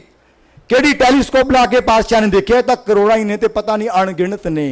ਪਿਆਰ ਵਾਲਿਓ, ਗੁਰੂ ਨਾਨਕ ਦੀ ਸੋਚ ਵਿਗਿਆਨਕ ਹੈ। ਇੱਕ ਸਚਿਆਰ ਮਨੁੱਖ ਨਹੀਂ ਬਣ ਸਕਦਾ ਜਦੋਂ ਤੱਕ ਉਹਦੀ ਸੋਚ ਵਿਗਿਆਨਕ ਨਾ ਹੋਵੇ। ਮੈਂ ਵੇਖਦਾ ਆ ਪੜ੍ਹੇ ਲਿਖੇ ਅਸੀਂ ਸਾਰੇ, ਮੇਰੇ ਵਰਗੇ ਇੱਥੇ ਬਾਹਾਂ ਦੇ ਉੱਤੇ ਉਹ ਮੌਲੀਆਂ ਜਿਹੀਆਂ ਬੰਨੀ ਫਿਰਦੇ ਆ, ਧਾਗੇ ਜੇ ਬੰਨੀ ਫਿਰਦੇ ਆ, ਇੰਨੀਆਂ ਮੂੰਹ ਰਿੰਗਾਂ ਜਿਹੀਆਂ ਪਾਈ ਫਿਰਦੇ ਹੋ। ਮੈਂ ਕਹਿੰਦਾ ਡਿਗਰੀਆਂ ਨੂੰ ਅੱਗ ਲਾਉਣੀ ਹੈ, ਅੱਗ ਲਾਉਣੀ ਹੈ ਇਹਨਾਂ ਡਿਗਰੀਆਂ ਨੂੰ। ਗੁਰੂ ਨਾਨਕ ਕੋਲੇ ਕਿਹੜੀਆਂ ਡਿਗਰੀਆਂ ਸਨ? ਇੱਕ ਸਚਿਆਰ ਸੀ, ਸੱਚ ਦੀ ਗੱਲ ਕਹਿੰਦੇ ਸਨ ਤੇ ਠੋਕ ਵਜਾ ਕੇ ਕਹਿੰਦੇ ਸਨ। ਤੇ ਅਸੀਂ ਪਤਾ ਨਹੀਂ ਕਾਹਦੇ ਵਿਗਿਆਨਕ, ਕਾਹਦੀਆਂ PhDਆਂ ਕੀਤੀਆਂ ਹੋਈਆਂ ਨੇ, ਕਾਹਦੀਆਂ ਡਾਕਟਰਸ ਮਾਸਟਰਸ ਕਰ ਲੈਂਦੇ ਹਾਂ ਅਸੀਂ, ਪਰ ਸਾਡੇ ਵਿੱਚ ਵਿਗਿਆਨਕ ਸੋਚ ਨਹੀਂ। ਡਿਗਰੀਆਂ ਬਹੁਤ ਨੇ, ਗੋਲਡ ਮੈਡਲਿਸਟ ਹੈਗੇ ਆ, ਵੱਡੇ ਵੱਡੇ ਸਾਡੇ ਕੋਲੇ ਤਮਗੇ ਹੈਗੇ ਨੇ, ਪਰ ਸਚਿਆਰਤਾ ਹੈ ਹੀ ਨਹੀਂ। 10 ਰਿੰਗ ਪਾਈਆਂ ਨੇ, ਹੱਥ ਵਿੱਚ ਬੰਨੇ ਹੈ, ਹਰ ਗੱਲ ਪੁੱਛ ਕੇ ਕਰਨੀ ਹੈ। ਉਹ ਕਿਹਨੂੰ ਪੁੱਛਣਾ? ਸਾਰਾ ਕੁਝ ਪ੍ਰੀ ਪਲਾਨਡ ਹੈ। ਉਹ ਅਕਾਲ ਪੁਰਖ ਨੇ ਪਹਿਲਾਂ ਹੀ ਪਲਾਨ ਕੀਤਾ ਹੋਇਆ। ਇਹ ਵਿਗਿਆਨਕ ਸੋਚ ਗੁਰੂ ਨਾਨਕ ਨੇ ਸਚਿਆਰ ਮਨੁੱਖ ਨੂੰ ਦਿੱਤੀ ਹੈ। ਕਿੱਥੇ ਦੇਖਿਆ ਪਾਤਸ਼ਾਹ ਨੇ ਕਿ ਸਾਰੇ ਭੱਜੇ ਫਿਰਦੇ ਆ, ਲੋਕੀ ਸਮਝਦੇ ਸੀ ਧਰਤੀ ਖੜੀ ਹੈ, ਕੋਈ ਕਿਵੇਂ ਕਹਿੰਦਾ ਸੀ, ਕੋਈ ਕਿਵੇਂ ਕਹਿੰਦਾ ਸੀ। ਤੇ ਗੁਰੂ ਨਾਨਕ ਪਾਤਸ਼ਾਹ ਨੇ ਇੱਕ ਖੁਲਾਸਾ ਕਰ ਦਿੱਤਾ, ਇਹ ਸਾਰੇ ਪਰਮੇਸ਼ਰ ਦੇ ਭੈ ਵਿੱਚ ਵੀ ਨੇ ਤੇ ਚੱਲ ਵੀ ਰਹੇ ਨੇ, ਤੇ ਪਤਾ ਨਹੀਂ ਕਰੋੜਾਂ ਮੀਲਾਂ ਦਾ ਫਾਸਲਾ ਕੱਢ ਚੁੱਕੇ ਨੇ, ਤੇ ਪਤਾ ਨਹੀਂ ਕਿੰਨੇ ਹੋਰ ਮੀਲ ਚੱਲਣਗੇ। ਕਿਹੜੀ ਟੈਲੀਸਕੋਪ ਦੀ ਮੋਹਰੀ ਵਿੱਚੋਂ ਨਾਨਕ ਨੇ ਦੇਖਿਆ ਸੀ, ਇੱਕ ਸੱਚਿਆਰ ਮਨੁੱਖ ਸਨ, ਸੱਚਿਆਰ ਜੀਵਨ ਜਿਉਂਦੇ ਸਨ, ਸੱਚੇ ਮਾਲਕ ਨਾਲ ਜੁੜੇ ਹੋਏ ਸਨ। ਜਦੋਂ ਮੈਂ ਆਹ ਫਰਮਾਨ ਪੜ੍ਹਦਾ ਨਾ ਗੁਰੂ ਅਰਜਨ ਪਾਤਸ਼ਾਹ ਦਾ, ਪਿਆਰ ਵਾਲਿਓ, ਮੈਂ ਸੱਚ ਕਹਿਣਾ ਮੈਨੂੰ ਇੰਜ ਲੱਗਦਾ ਹੈ ਜੇ ਮੈਂ ਥੱਕੇ ਟੁੱਟੇ ਨੇ ਨਾ ਕੋਈ ਜੂਸ ਦਾ ਗਲਾਸ ਪੀ ਲਿਆ ਹੋਵੇ। ਇਹ 'ਚ ਇੰਨੀ એનર્ਜੀ ਹੈ, ਹਰ ਫਰਮਾਨ ਵਿੱਚ ਹੀ ਹੈ, ਪਰ ਮੈਨੂੰ ਇਹ 'ਚੋਂ ਪਤਾ ਨਹੀਂ ਕਿਉਂ ਬਹੁਤ ਜ਼ਿਆਦਾ ਮਿਲਦੀ ਹੈ। In the 16th century, Guru Arjan revealed the fact at the outset there is a contribution to literature. ਪਹਿਲੀ ਵਾਰ ਸ਼ਬਦਾਵਲੀ ਵਿੱਚ ਇਹ 4 ਲਫ਼ਜ਼ ਆਏ, ਪਰਮਾਣੂ। ਦੁਨੀਆ ਨੂੰ ਨਹੀਂ ਸੀ ਪਤਾ ਕੋਈ ਐਟਮ ਨਾਮ ਦੀ ਕੋਈ ਚੀਜ਼ ਹੈ। ਸਭ ਤੋਂ ਪਹਿਲਾਂ ਇਸ ਸ਼ਬਦ ਦੀ ਵਰਤੋਂ ਗੁਰੂ ਅਰਜਨ ਪਾਤਸ਼ਾਹ ਨੇ ਕੀਤੀ, ਪਰਮਾਣੂ। At the outside there is a contribution to literature. ਫਿਰ ਕੀ ਕਹਿੰਦੇ, ਇਹਨੂੰ ਪ੍ਰਜੰਤ ਕਰ ਲੈ। ਪ੍ਰਜੰਤ ਹੁੰਦਾ ਕਿਸੇ ਚੀਜ਼ ਵਿੱਚ ਇੰਨਾ ਗੜੂੰਦ ਹੋ ਜਾਣਾ, ਜਿਵੇਂ ਮੇਰੀ ਕਿਊਰੀ ਹੋ ਗਈ, ਰੇਡੀਅਮ ਲੱਭਿਆ ਉਹਨੇ, ਇੰਨੀ ਗੜੂੰਦ ਹੋ ਗਈ, ਜਾ ਕੇ ਟਾਂਗਾ ਅੱਗੇ ਵੱਜਿਆ ਤੇ ਮਰ ਗਈ ਉਹ। ਇੰਨੀ ਜੁੜੀ ਹੋਈ ਸੀ ਆਪਣੀ ਖੋਜ ਵਿੱਚ। ਪ੍ਰਜੰਤ ਹੁੰਦਾ ਕਿ ਇਹਨਾਂ ਵਿੱਚ ਖੁੱਭ ਜਾਣਾ ਨਾ, ਬਸ ਹੋਰ ਕੁਝ ਨਹੀਂ ਸੁਝਦਾ। ਪਾਤਸ਼ਾਹ ਕਹਿੰਦੇ ਐਟਮ ਪੜਨ ਵਾਲੀ ਚੀਜ਼ ਹੈ, ਇਹਨੂੰ ਪੜ ਤੇ ਇੰਨਾ ਖੁੱਭ ਜਾ ਇਹਦੇ ਵਿੱਚ, ਕੀ ਹੋਊਗਾ। ਆਕਾਸ਼ੈ ਦੀਪ ਲੋ ਸਖੰਡਣੇ, you can fly in the skies, you can cross the continents, you can touch the top of the mountains. ਆਕਾਸ਼, ਸਕਾਈਜ਼, ਦੀਪ, ਮਹਾਦੀਪ, ਕੰਟੀਨੈਂਟਸ, ਸਖੰਡਣੇ, ਪਹਾੜਾਂ ਦੀਆਂ ਚੋਟੀਆਂ। ਤੇ ਤੂੰ ਕੰਮ ਕਿੰਨੇ ਸਮੇਂ ਵਿੱਚ ਕਰੇਗਾ ਹੇ ਮਨੁੱਖ। ਸਚਿਆਰ ਬਣ, ਵਿਗਿਆਨੀ ਬਣ। ਤੂੰ ਜਿੱਦਣ ਐਟਮ ਦੀ ਤਾਕਤ ਨੂੰ ਸਮਝ ਲਿਆ, ਗਸ਼ੇਣ ਨੈਣ ਭਾਰੇਣ, ਤੂੰ ਅੱਖ ਫੜਕਣ ਦੇ ਸਮੇਂ ਵਿੱਚ ਸਾਰੇ ਬ੍ਰਹਿਮੰਡ ਦਾ ਚੱਕਰ ਲਾ ਕੇ ਆਪਣੀ ਥਾਂ ਤੇ ਵਾਪਸ ਆ ਸਕਦਾ। ਅੱਜ ਅਸੀਂ ਚੰਨ ਤੇ ਪਹੁੰਚੇ ਹਾਂ, ਪਤਾ ਨਹੀਂ ਕਿਹੜਾ ਕੱਦੂ 'ਚ ਤੀਰ ਮਾਰ ਲਿਆ। ਜਿੱਥੇ ਬੈਠ ਕੇ ਨਾਨਕ ਪਾਤਸ਼ਾਹ ਗੱਲ ਕਰਦੇ ਨੇ, ਵਿਗਿਆਨੀਆਂ ਨੂੰ ਮਹਿਸੂਸ ਹੋਣ ਲੱਗ ਪੈਂਦਾ ਅਸੀਂ ਤਾਂ ਅਜੇ ਹਨੇਰੇ ਵਿੱਚ ਹੀ ਹਾਂ, ਗੱਲ ਪਤਾ ਨਹੀਂ ਕਿੱਥੇ ਹੈ। ਐਟੋਮਿਕ ਥਿਊਰੀ 18ਵੀਂ ਸਦੀ ਦੇ ਆਖਰੀ ਦਹਾਕਿਆਂ ਵਿੱਚ ਆਉਂਦੀ ਹੈ, ਪਰ ਐਟਮ ਦੀ ਪਹਿਲੀ ਗੱਲ ਗੁਰੂ ਅਰਜਨ ਪਾਤਸ਼ਾਹ ਨੇ 16ਵੀਂ ਸਦੀ ਵਿੱਚ ਕੀਤੀ। ਐਟੋਮਿਕ ਥਿਊਰੀ ਤਾਂ ਆ ਗਈ, ਐਟਮ ਦੀ ਬਣਤਰ ਤਾਂ ਆ ਗਈ, ਪਰ ਸਾਡੇ ਵਿਗਿਆਨੀਆਂ ਕੋਲ ਅਜੇ ਇਲਮ ਨਹੀਂ ਆਇਆ ਕਿ ਐਟਮ ਦੀ ਤਾਕਤ ਵਰਤ ਕੇ ਅੱਖ ਫੜਕਣ ਦੇ ਸਮੇਂ 'ਚ ਬ੍ਰਹਿਮੰਡ ਦਾ ਸਫ਼ਰ ਕਿਵੇਂ ਕਰਨਾ ਹੈ। ਤੇ ਇਹ ਸਫ਼ਰ ਕਰਨ ਤੱਕ ਪਹੁੰਚਣ ਲਈ ਸਾਡੇ ਵਿਗਿਆਨੀਆਂ ਨੂੰ ਅਜੇ ਬੜਾ ਲੰਮਾ ਸਫ਼ਰ ਕਰਨਾ ਪੈਣਾ ਹੈ, ਤੇ ਸਫ਼ਰ ਉਦੋਂ ਹੀ ਪੂਰਾ ਹੋਣਾ ਹੈ ਜਦੋਂ ਨਾਨਕ ਦੀ ਇੱਛਾ ਹੋਈ। ਇੰਨੀ ਸੌਖੀ ਜੀ ਗੱਲ ਨਹੀਂ। ਜਿੱਥੇ ਬੈਠ ਕੇ ਨਾਨਕ ਨੇ ਵਿਗਿਆਨ ਨੂੰ ਲਿਖਿਆ, ਅਸੀਂ ਅਜੇ ਬਹੁਤ ਪਿੱਛੇ ਹਾਂ। Where are the test tubes of Guru Nanak. ਵਿਗਿਆਨੀਆਂ ਨੇ 19ਵੀਂ ਸਦੀ ਵਿੱਚ ਆ ਕੇ ਗੱਲ ਕੀਤੀ ਕਿ ਹਵਾ ਤੋਂ ਪਾਣੀ ਬਣਿਆ, ਹਾਈਡਰੋਜਨ ਤੇ ਆਕਸੀਜਨ ਤੋਂ ਪਾਣੀ ਬਣਿਆ। ਤੇ ਪਾਤਸ਼ਾਹ ਨੇ 15ਵੀਂ ਸਦੀ ਵਿੱਚ ਖੁਲਾਸਾ ਕੀਤਾ, ਸਾਚੇ ਤੇ ਪਵਣਾ ਬਿਹਾ ਪਵਣੇ ਤੇ ਜਲ ਹੋਏ। Wear are the test tubes of Nanak. ਪਿਆਰ ਵਾਲਿਓ, ਨਾਨਕ ਦੀ ਗੱਲ ਵਿਗਿਆਨਕ ਗੱਲ ਹੈ। ਸਾਚੇ ਤੇ ਪਵਣਾ ਭਇਆ ਪਵਣੇ ਤੇ ਜਲ ਹੋਏ। ਇੱਥੇ ਗੱਲ ਮੁਕਾਈ ਨਹੀਂ, ਕਹਿੰਦੇ ਐਵੋਲੂਸ਼ਨ ਦੀ ਥਿਊਰੀ ਵੀ ਹੈ ਇੱਥੇ। ਜਲ ਤੇ ਤ੍ਰੈ ਭਵਨ ਸਾਜਿਆ। ਅਸੀਂ ਕਹਿੰਦੇ ਆ the first basic building block, ਜਿਹੜਾ ਅਮੀਬਾ ਅਸੀਂ ਬੱਚਿਆਂ ਨੂੰ ਸਿਖਾਉਂਦੇ ਕਿ ਪਾਣੀ ਵਿੱਚੋਂ ਪੈਦਾ ਹੋਇਆ, ਉਹ ਤੋਂ ਅੱਗੇ ਐਵੋਲੂਸ਼ਨ ਸਾਰਾ ਹੋਇਆ। ਇਹ ਗੱਲ ਤਾਂ ਨਾਨਕ ਨੇ ਲਿਖੀ ਹੈ, ਜਲ ਤੇ ਤ੍ਰੈ ਭਵਨ ਸਾਜਿਆ। ਸਾਰਿਆਂ ਵਿੱਚ ਇੱਕੋ ਹੀ ਜੋਤ ਹੈ, ਘੱਟ ਘੱਟ ਜੋਤ ਸਮੋਏ। ਅੱਜ ਵਿਗਿਆਨੀ ਕਹਿੰਦੇ ਆ the basic building block in every living organism is deoxy and ribose nucleic acid. ਕਿਤੇ ਵੀ ਜਿਉਂਦੀ ਵਸਤੂ ਹੈ ਉਹਦੇ 'ਚ DNA RNA ਜ਼ਰੂਰ ਹੋਵੇਗਾ। ਹੋ ਸਕਦਾ ਮਾਈਟੋਕੌਂਡਰੀਆ ਨਾ ਹੋਵੇ, ਹੋ ਸਕਦਾ ਗੋਲਗੀ ਬੋਡੀਜ਼ ਨਾ ਹੋਣ, ਹੋ ਸਕਦਾ ਵੈਕਿਊਲਸ ਨਾ ਹੋਣ, ਹੋ ਸਕਦਾ ਨਿਊਕਲੀਅਸ ਨਾ ਹੋਵੇ, ਪਰ ਪਿਆਰ ਵਾਲੇ ਉਹ 'ਚ DNA RNA ਜ਼ਰੂਰ ਹੁੰਦਾ ਹੈ। ਤੇ ਗੁਰੂ ਨਾਨਕ ਪਾਤਸ਼ਾਹ ਨੇ ਇਹ ਗੱਲ ਲਿਖੀ ਹੈ, ਘੱਟ ਘੱਟ ਸਾਰਿਆਂ ਵਿੱਚ ਜੋਤ ਹੈ। ਇਹ ਤਾਂ ਨੋਮਨਕਲੇਚਰ ਹੈ ਕਿ ਮੇਰਾ ਨਾਮ ਮੱਖਣ ਸਿੰਘ ਹੈ ਕਿ ਵਰਿੰਦਰਪਾਲ ਸਿੰਘ ਹੈ, ਤੇ ਗੁਰੂ ਨਾਨਕ ਸਾਹਿਬ ਨੇ ਉਸ DNA ਨੂੰ ਜੋਤ ਲਿਖਿਆ ਹੈ। ਇਹ ਗੱਲ ਵੀ ਨਾਨਕ ਦੀ ਦੱਸੀ ਹੋਈ ਹੈ। ਲੋਕ ਮੰਨਦੇ ਰਹੇ ਕਿ ਚੰਦ ਹੈ, ਇੱਕ ਸੂਰਜ ਹੈ, ਕਿ ਦਿਨੇ ਚਮਕਦਾ, ਇੱਕ ਰਾਤ ਨੂੰ ਚਮਕਦਾ। ਉਹ ਗੁਰੂ ਨਾਨਕ ਸਾਹਿਬ ਨੇ ਭਾਂਡਾ ਭੰਨ ਦਿੱਤਾ ਕੂੜ ਕਵਾੜ ਦਾ। ਉਹ ਕਹਿੰਦੇ ਚੰਦ ਦੀ ਆਪਣੀ ਕੋਈ ਲਾਈਟ ਨਹੀਂ ਹੈ, ਐਵੇਂ ਨਾ ਭੁਲੇਖਿਆਂ 'ਚ ਤੁਰੇ ਫਿਰੋ। Where are the telescopes of Nanak. ਮੈਂ ਬਾਰ-ਬਾਰ ਇਹ ਗੱਲ ਕਹਿ ਰਿਹਾ, ਜੀ ਕਰਦਾ ਨਾਨਕ ਦੇ ਚਰਨ ਧੋ ਕੇ ਪੀ ਜਾਈਏ ਕਢਾਕ ਮਾਰ ਕੇ। ਐਡਾ ਵੱਡਾ ਪਰਸਨੈਲਿਟੀ, ਅਕੈਡਮਿਕ ਪਰਸਨੈਲਿਟੀ, ਰਿਸਰਚਰ ਗੱਲ ਕਹਿ ਰਹੇ ਨੇ, ਚੰਦ ਸੂਰਜ ਤੋਂ ਦੀਪਕ ਰੱਖ ਕੇ ਮੰਨੀ ਜਾਂਦੇ ਆ, ਦੋ ਦੀਵੇ ਨੇ, ਅਸਲ ਵਿੱਚ ਚੰਦਰਮਾ ਦੀ ਆਪਣੀ ਕੋਈ ਲਾਈਟ ਨਹੀਂ। ਸੱਸ ਘਰ, ਚੰਦਰਮਾ ਦੇ ਘਰ ਵਿੱਚ ਸੂਰਜ ਆ ਕੇ ਪ੍ਰਵੇਸ਼ ਕਰਦਾ ਹੈ, ਸੱਸ ਘਰ ਸੂਰ ਸਮਾਏਂਦਾ। ਕਮਾਲ ਹੋ ਗਈ ਪਿਆਰ ਵਾਲਿਓ, ਗੁਰੂ ਨਾਨਕ ਸਾਹਿਬ ਦੀ ਗੱਲ ਵਿਗਿਆਨਿਕ ਅਸਰਾਧ ਕਰੀ ਜਾਂਦੇ ਆ ਪੜ੍ਹ ਲਿਖ ਕੇ, ਕਮਾਲ ਹੋ ਗਈ। ਸਤਿਗੁਰੂ ਨੇ ਭਾਂਡਾ ਭੰਨ ਦਿੱਤਾ, ਜੀਵਤ ਪਿੱਤਰ ਨਾ ਮਾਨੇ ਕੋਈ। ਪਹਿਲਾਂ ਤਾਂ ਮਾਂ ਬਾਪ ਦੀ ਸੇਵਾ ਨਹੀਂ ਕਰਦੇ ਤੇ ਮਰ ਜਾਂਦੇ, ਫਿਰ ਸਰਾਧ ਕਰਦੇ ਆ, ਮੂਏ ਸਰਾਧ ਕਰਾਈ। ਪਿੱਤਰ ਪੀ ਬੱਪਰੇ ਕੋ ਕਿਉਂ ਪਾਵੇ, ਕਊਆ ਕੂਕਰ ਖਾਈ। ਉਹ ਕੁੱਤੇ ਉਹ ਖਾ ਜਾਂਦੇ ਨੇ, ਉਹ ਕਾਂ ਖਾ ਜਾਂਦੇ ਨੇ, ਉਹ ਤੇਰੇ ਮਾਂ ਬਾਪ ਨੂੰ ਕਿੱਥੋਂ ਮਿਲਣਾ ਹੈ। ਤੇ ਮੈਂ ਥੱਲੇ ਲਿਖਿਆ, ਜਿਉਂਦੇ ਜੀ ਤੂੰ ਕਰ ਲੈ ਸੇਵਾ, ਸਾਂਭ ਲੈ ਮਿੱਠੀਆਂ ਯਾਦਾਂ ਨੂੰ, ਤੁਰ ਗਏ ਨਾ ਮੁੜ ਕੇ ਵੇਖਣਗੇ ਤੇਰੇ ਪੂਜੇ ਗਏ ਸਰਾਧਾਂ ਨੂੰ। ਘਰ ਵਿੱਚ ਭੈਣਾਂ ਬੈਠੀਆਂ ਨੇ, ਵੀਰ ਬੈਠੇ ਨੇ, ਆਪਣੀ ਗ੍ਰੈਂਡ ਪੇਰੈਂਟਸ ਨੂੰ, ਮਾਤਾ ਪਿਤਾ ਨੂੰ ਸਤਿਕਾਰ ਜਿੰਨਾ ਦੇ ਸਕਦੇ ਹੋ ਉਨਾ ਹੀ ਥੋੜਾ ਹੈ। ਜਿੰਨਾ ਬਣਦਾ ਤੁਸੀਂ ਤੇ ਮੈਂ ਦੇ ਹੀ ਨਹੀਂ ਸਕਦੇ। ਇਹ ਮੋਇਆਂ ਦੇ ਸਰਾਧ, ਇਹ ਤਾਂ ਇੱਕ ਅਡੰਬਰ ਸੀ ਜਿਹੜਾ ਅਸੀਂ ਅੱਗੇ ਬ੍ਰਾਹਮਣ ਖਾਂਦੇ ਸਨ। ਖਿਮਾ ਕਰਨਾ, ਤੁਹਾਨੂੰ ਮੇਰੀਆਂ ਗੱਲਾਂ ਚੁੱਭਦੀਆਂ ਭਾਵੇਂ ਹੁਣ, ਪਰ ਮੈਂ ਮਜਬੂਰ ਹਾਂ। ਮੈਨੂੰ ਤੁਸੀਂ ਮੇਰੀ ਡਿਊਟੀ ਲਗਾ ਦਿੱਤੀ ਹੈ ਤੇ ਮੈਂ ਆਪਣੀ ਜੇ ਡਿਊਟੀ ਨਾ ਕਰਾਂ ਤੇ ਫਿਰ ਮੇਰੀ ਕਤਾਹੀ ਹੋ ਜਾਵੇਗੀ। ਅੱਗੇ ਪੰਡਤ ਖਾਂਦੇ ਸਨ ਤੇ ਹੁਣ ਸਾਡੇ ਗਾਤਰੇ ਵਾਲੇ ਗ੍ਰੰਥੀ ਸਿੰਘ ਖਾਈ ਜਾਂਦੇ ਨੇ। ਗੱਲ ਉੱਥੇ ਹੀ ਹੈ, ਖੋਤੀ ਬੋਰਡ ਥੱਲੇ। ਨਵੀਨਤਮ ਸੋਚ, ਸਚਿਆਰ ਮਨੁੱਖ ਕਿਵੇਂ ਬਣੀਏ?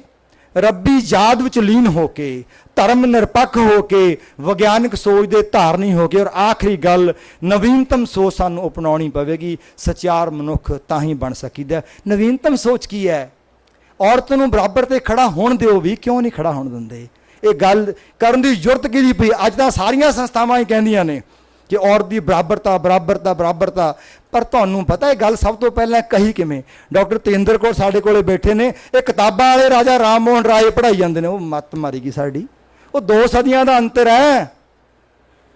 ਇਹ ਗੱਲ ਗੁਰੂ ਨਾਨਕ ਪਾਤਸ਼ਾਹ ਨੇ ਕੀਤੀ ਹੈ। ਸੋ ਕਿਉਂ ਮੰਦਾ ਆਖੀਏ ਜਿਤ ਜੰਮੇ ਰਾਜਾਨ। ਸਾਨੂੰ ਕਿਤਾਬਾਂ ਬਦਲਣੀਆਂ ਪੈਣਗੀਆਂ, ਇਹ ਇਨਕਲਾਬ ਲਿਆਉਣਾ ਪਵੇਗਾ। ਅਸੀਂ ਸੱਚ ਨੂੰ ਢਕਿਆ ਨਹੀਂ ਰਹਿਣ ਦੇਣਾ, ਸਾਨੂੰ ਨੰਗਾ ਕਰਨਾ ਪਵੇਗਾ। ਇਹੀ ਇਸ ਅੰਤਰਰਾਸ਼ਟਰੀ ਕਾਨਫਰੰਸ ਦਾ ਮਨੋਰਥ ਹੈ। ਇਹ ਨਵੀਨਤਮ ਸੋਚ ਦੇ ਉੱਤੇ ਨਗਾਰਾ ਜੇ ਕਿਸੇ ਨੇ ਲਾਇਆ ਹੈ, ਜੇ ਚੋਟ ਕਿਸੇ ਨੇ ਲਾਈ ਹੈ, ਉਹ ਵਕਤ ਸੀ ਔਰਤ ਦੀ ਬਰਾਬਰਤਾ ਦੀ ਗੱਲ ਕਰਨ ਵਾਲੇ ਦਾ ਸਿਰ ਕਲਮ ਹੋ ਸਕਦਾ ਹੈ, ਉਹਨੂੰ ਖਤਮ ਕੀਤਾ ਜਾ ਸਕਦਾ ਹੈ। ਪਰ ਪਾਤਸ਼ਾਹ ਕਹਿੰਦੇ ਇਹ ਰਾਜਿਆਂ ਨੂੰ ਜਨਮ ਦਿੰਦੀ ਹੈ, ਇਹ ਬਰਾਬਰਤਾ ਦਾ ਹੱਕ ਰੱਖਦੀ ਹੈ। ਇਹਨੂੰ ਮਾੜਾ ਨਾ ਸਮਝੋ, ਇਹ ਨਾਨਕ ਦਾ ਸੱਚ ਹੈ। ਇਹ ਸਚਿਆਰ ਮਨੁੱਖ ਨੂੰ ਉਪਦੇਸ਼ ਹੈ ਕਿ ਇਸ ਔਰਤ ਨੂੰ ਮਾੜਾ ਤੂੰ ਨਾ ਕਹਿ।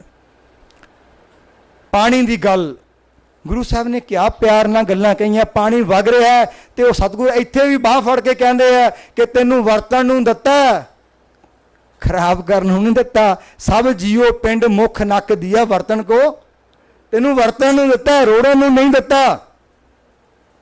ਸਾਡੇ ਘਰਾਂ 'ਚ ਬੱਚਿਆਂ ਦੇ ਜਨਮ ਦਿਨ ਹੁੰਦੇ ਨੇ, ਅਸੀਂ ਉਹ ਬੱਚਿਆਂ ਨੂੰ ਹਜੇ ਜੰਮਦੇ ਨਹੀਂ ਅੱਧੇ ਨੰਗੇ ਕਰਕੇ ਨਚਾਉਨੇ ਆ। ਕਮਾਲ ਦੀ ਗੱਲ ਹੈ। ਇਹ ਨਵੀਨਤਾ ਇਹਨੂੰ ਕੌਣ ਕਹਿੰਦਾ ਹੈ? ਨੰਗਾ ਪਤਾ ਕੌਣ ਸੀ? ਜਿਹੜਾ ਆਦਿਵਾਸੀ ਮਨੁੱਖ ਸੀ।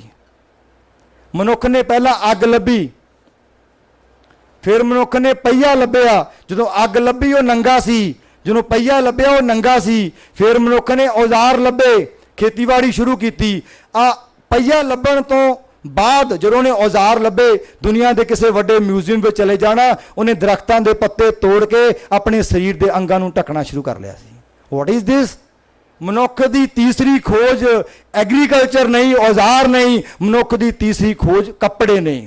ਕਿਉਂਕਿ ਉਹਨੇ ਅੱਗ ਲੱਭੀ, ਉਹਨੇ ਕਿਹਾ ਵੀ ਕਮਾਲ ਹੋ ਗਈ, ਰੁੱਖਾ ਹੀ ਕੱਚਾ ਹੀ ਖਾਈ ਜਾਂਦਾ ਸੀ। ਉਹਨੇ ਪਹੀਆ ਲੱਭਿਆ, ਉਹਨੇ ਕਿਹਾ ਕਮਾਲ ਹੋ ਗਈ, ਵਿਗਿਆਨ ਤਾਂ ਕਿੱਥੇ ਪਹੁੰਚ ਗਿਆ। ਉਹਦੇ ਵਾਸਤੇ ਅੱਗ ਤੇ ਪਹੀਆ ਹੀ ਬਹੁਤ ਕੁਝ ਸੀ। ਉਹਨੇ ਕਿਹਾ ਹੋਰ ਤਰੱਕੀ ਕਰਨੀ ਹੈ ਤੇ ਉਹਨੇ ਮਹਿਸੂਸ ਕੀਤਾ ਮੇਰਾ ਨੰਗੇਜ਼ ਮੇਰੀ ਤਰੱਕੀ ਦੇ ਰਾਹ ਵਿੱਚ ਰੋੜਾ। ਉਹਨੇ ਪੱਤੇ ਤੋੜ ਕੇ ਆਪਣੇ ਸਰੀਰ ਨੂੰ ਢੱਕਣਾ ਸ਼ੁਰੂ ਕਰ ਲਿਆ। ਕਮਾਲ ਹੋ ਗਈ। ਤੇ ਅਸੀਂ ਆਪਣੇ ਬੱਚਿਆਂ ਨੂੰ ਨੰਗੇ ਕਰ ਕਰਕੇ ਨਚਾਉਂਦੇ ਆ ਤੇ ਫਿਰ ਕਹਿੰਦੇ ਮਾਡਰਨ ਨੇ ਜੀ। ਕਮਾਲ ਹੈ, ਮੈਨੂੰ ਨਹੀਂ ਸਮਝ ਆਉਂਦਾ ਅਸੀਂ ਜਾ ਕਿੱਧਰ ਨੂੰ ਰਹੇ ਹਾਂ, ਗਰਕ ਹੋ ਰਹੇ ਹਾਂ ਕਿ ਪਤਾ ਨਹੀਂ ਕੀ ਹੋ ਰਹੇ ਹਾਂ। ਇਹ ਲੋੜ ਹੈ ਕਿ ਬੱਚਿਆਂ ਦੇ ਬਰਥਡੇ ਉੱਤੇ, ਹਾਂ ਬੱਚਿਆਂ ਨੂੰ ਖੇਡਣਾ ਚਾਹੀਦਾ ਹੈ, ਬੱਚਿਆਂ ਨੂੰ ਇੰਜੋਏ ਕਰਨਾ ਚਾਹੀਦਾ, ਪਰ ਇੰਜੋਏ ਕਰਨ ਦਾ ਵੀ ਕੋਈ ਵਿਧੀ ਵਿਧਾਨ ਹੁੰਦਾ ਹੈ ਜਿਹਦੇ ਵਿੱਚ ਰਹਿ ਕੇ ਬੱਚੇ ਨੱਚ ਟੱਪ ਖੇਡ ਸਕਦੇ ਨੇ। ਸੋ ਲੋੜ ਹੈ ਬੱਚਿਆਂ ਨੂੰ ਉਸ ਵੇਲੇ ਆਸੀਸ ਦੇਣ ਦੀ ਕਿ ਬੱਚਿਓ ਆਓ ਗੁਰਬਾਣੀ ਦੇ ਇਲਾਹੀ ਸੰਗੀਤ ਵਿੱਚ ਆਪਣੇ ਆਪ ਨੂੰ ਜੋੜੀਏ, ਨਾ ਕਿ ਅਸ਼ਲੀਲ ਸੰਗੀਤ ਦੇ ਵਿੱਚ। ਇਹ ਮਾਡਰਨ ਸੋਚ ਹੈ, ਨਵੀਨਤਮ। ਆ ਵਿਗਿਆਨੀਆਂ ਨੂੰ ਤਾਂ ਅੱਜ ਵਿਪਤਾ ਪਈ ਹੈ, ਅੱਜ ਇਹ ਗੱਲ ਉੱਤੇ ਢੰਡੋਰਾ ਪਿੱਟਿਆ ਜਾ ਰਿਹਾ ਕਿ ਹਵਾ ਖਰਾਬ ਹੋ ਗਈ, ਉਹ ਪਾਣੀ ਖਰਾਬ ਹੋ ਗਿਆ, ਵਰਲਡ ਬੈਂਕ ਪੈਸਾ ਦੇ ਰਿਹਾ, WHO ਦੇ ਰਹੀ ਹੈ, ਪਾਣੀ ਸਾਂਭੋ, ਹਵਾ ਸਾਂਭੋ। ਨਾਨਕ ਪਾਤਸ਼ਾਹ ਨੇ ਇਹ ਨਗਾਰੇ ਤੇ ਚੋਟ 15ਵੀਂ ਸਦੀ ਚ ਮਾਰ ਦਿੱਤੀ ਸੀ ਕਿ ਇਹ ਮਾਂ ਬਾਪ ਨੂੰ ਸਾਂਭਿਓ ਹਵਾ ਤੇ ਪਾਣੀ ਨੂੰ। ਹੀ ਵਾਜ਼ ਏ ਗ੍ਰੇਟ ਅਕੈਡਮਿਸ਼ਨ। ਸਾਨੂੰ ਇਹ ਗੱਲ ਇਸ ਵਿਦਿਅਕ ਕਾਨਫਰੰਸ ਵਿੱਚ ਮੰਨਣੀ ਪਵੇਗੀ, ਜਾਂ ਕਿਸੇ ਦੀ ਹਿੰਮਤ ਹੈ ਇਹਨੂੰ ਨਕਾਰ ਸਕਦਾ ਤੇ ਇਹਨੂੰ ਨਕਾਰਨੀ ਪਵੇਗੀ। ਪਰ ਫਿਰ ਗੱਲ ਦੁਨੀਆ ਨੂੰ ਦੱਸ ਦਈਏ ਕਿ ਗੁਰੂ ਨਾਨਕ ਪਾਤਸ਼ਾਹ ਤੋਂ ਵੱਡਾ ਕੋਈ ਅਕੈਡਮਿਸ਼ਨ ਨਹੀਂ ਹੋ ਸਕਦਾ ਜਿਹਨੇ ਇੰਨੇ ਪਹਿਲੂਆਂ ਨੂੰ ਟੱਚ ਕੀਤਾ ਹੈ, ਪਰ ਅਸੀਂ ਉਹਦੀ ਗੱਲ ਦੁਨੀਆ ਨੂੰ ਦੱਸ ਨਹੀਂ ਸਕੇ। ਅੱਜ ਸਾਡੇ ਮੰਦਿਰਾਂ ਵਿੱਚ, ਮਸੀਤਾਂ 'ਚ, ਗੁਰਦੁਆਰਿਆਂ 'ਚ ਵੱਡੇ ਵੱਡੇ ਸਪੀਕਰ ਲੱਗੇ ਨੇ ਤੇ ਗੁਰੂ ਨਾਨਕ ਸਾਹਿਬ ਦੀ ਸੋਚ ਦੇਖੋ, ਨਵੀਨਤਮ ਸੋਚ ਹੈ। ਰੱਬ ਦੀ ਗੱਲ ਕਰ ਰਹੇ ਨੇ ਉਹ, ਪਰ ਕਹਿੰਦੇ ਉੱਚਾ ਰੋਲਾ ਨਾ ਪਾ, ਕਬੀਰ ਮੁੱਲਾ ਮਨਾਰੇ ਕਿਆ ਚੜੇ, ਸਾਈਂ ਨਾ ਬਹਿਰਾ ਹੋਏ। ਆ ਬੱਚਿਆਂ ਨੇ ਪੜ੍ਹਨਾ ਵੀ ਹੈ, ਇਹ ਕਦੋਂ ਪੜ੍ਹਨਗੇ? ਉਹ ਅੰਮ੍ਰਿਤ ਵੇਲਾ ਪੜ੍ਹਨ ਵਾਲਾ ਹੁੰਦਾ, ਉਹਦੇ ਗੁਰਦੁਆਰੇ ਨੇ ਸਪੀਕਰ ਲਾਇਆ ਹੁੰਦਾ, ਉਹਦੇ ਮਸੀਤ ਵਾਲੇ ਨੇ ਲਾਇਆ, ਉਧਰ ਮੰਦਰ ਵਾਲੇ ਨੇ ਲਾਇਆ, ਤੇ ਗੁਰਦੁਆਰੇ ਵੀ ਚਾਰ ਚਾਰ ਲੱਗੇ ਹੁੰਦੇ ਆ। ਤੇ ਬੱਚਾ ਕਦੋਂ ਪੜੂਗਾ? ਕਦੋਂ ਉਹ ਇਕਾਗਰ ਹੋਊਗਾ? ਤੇ ਸਿਮਰਨ ਕਰਨ ਵਾਲਾ ਕਦੋਂ ਸਿਮਰਨ ਕਰੂਗਾ? ਉਹ ਇੱਧਰ ਦੀ ਜਪਜੀ ਸੁਣੂਗਾ ਕਿ ਇੱਧਰ ਦੀ ਸੁਖਮਣੀ ਸੁਣੂਗਾ ਕਿ ਤੀਜੇ ਦੀ ਆਸਾ ਦੀ ਆਵਾਜ਼ ਸੁਣੂਗਾ ਕਿ ਇੱਧਰੋਂ ਮਸੀਤ ਦੀਆਂ ਸੁਣੂਗਾ?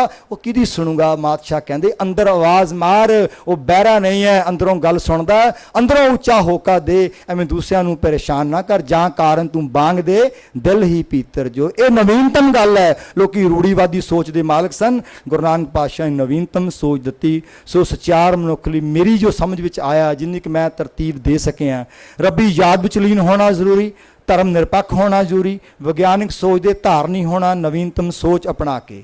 ਤੇ ਇਹਦੇ ਲਈ ਕੀ ਕਰੀਏ? ਇਹਦੇ ਲਈ ਜ਼ਰੂਰੀ ਹੈ ਕਿ ਅਸੀਂ ਵਿਦਿਆਰਥੀਆਂ ਨੂੰ ਸਚਿਆਰ ਮਨੁੱਖ ਬਣਾਉਣ ਲਈ ਜੀਵਨ ਕਣੀਆਂ ਦਈਏ। ਕਣੀਆਂ ਕੀ ਹੁੰਦੀਆਂ ਨੇ? ਜਦੋਂ ਵਰਸਦੀਆਂ ਨੇ ਨਾ, ਅੰਦਰ ਰਚ ਮਿਚ ਜਾਂਦੀਆਂ ਨੇ। ਬਰਸਾਤ ਹੁੰਦੀ ਹੈ, ਰੁੜਦੀ ਹੈ ਤੇ ਰੋੜ ਕੇ ਲੈ ਜਾਂਦੀ ਹੈ। ਸਾਨੂੰ ਸਚਿਆਰ ਮਨੁੱਖ ਦੀਆਂ ਬਾਤਾਂ ਨੂੰ ਜੀਵਨ ਕਣੀਆਂ ਬਣਾ ਕੇ ਦੇਣਾ ਪਵੇਗਾ।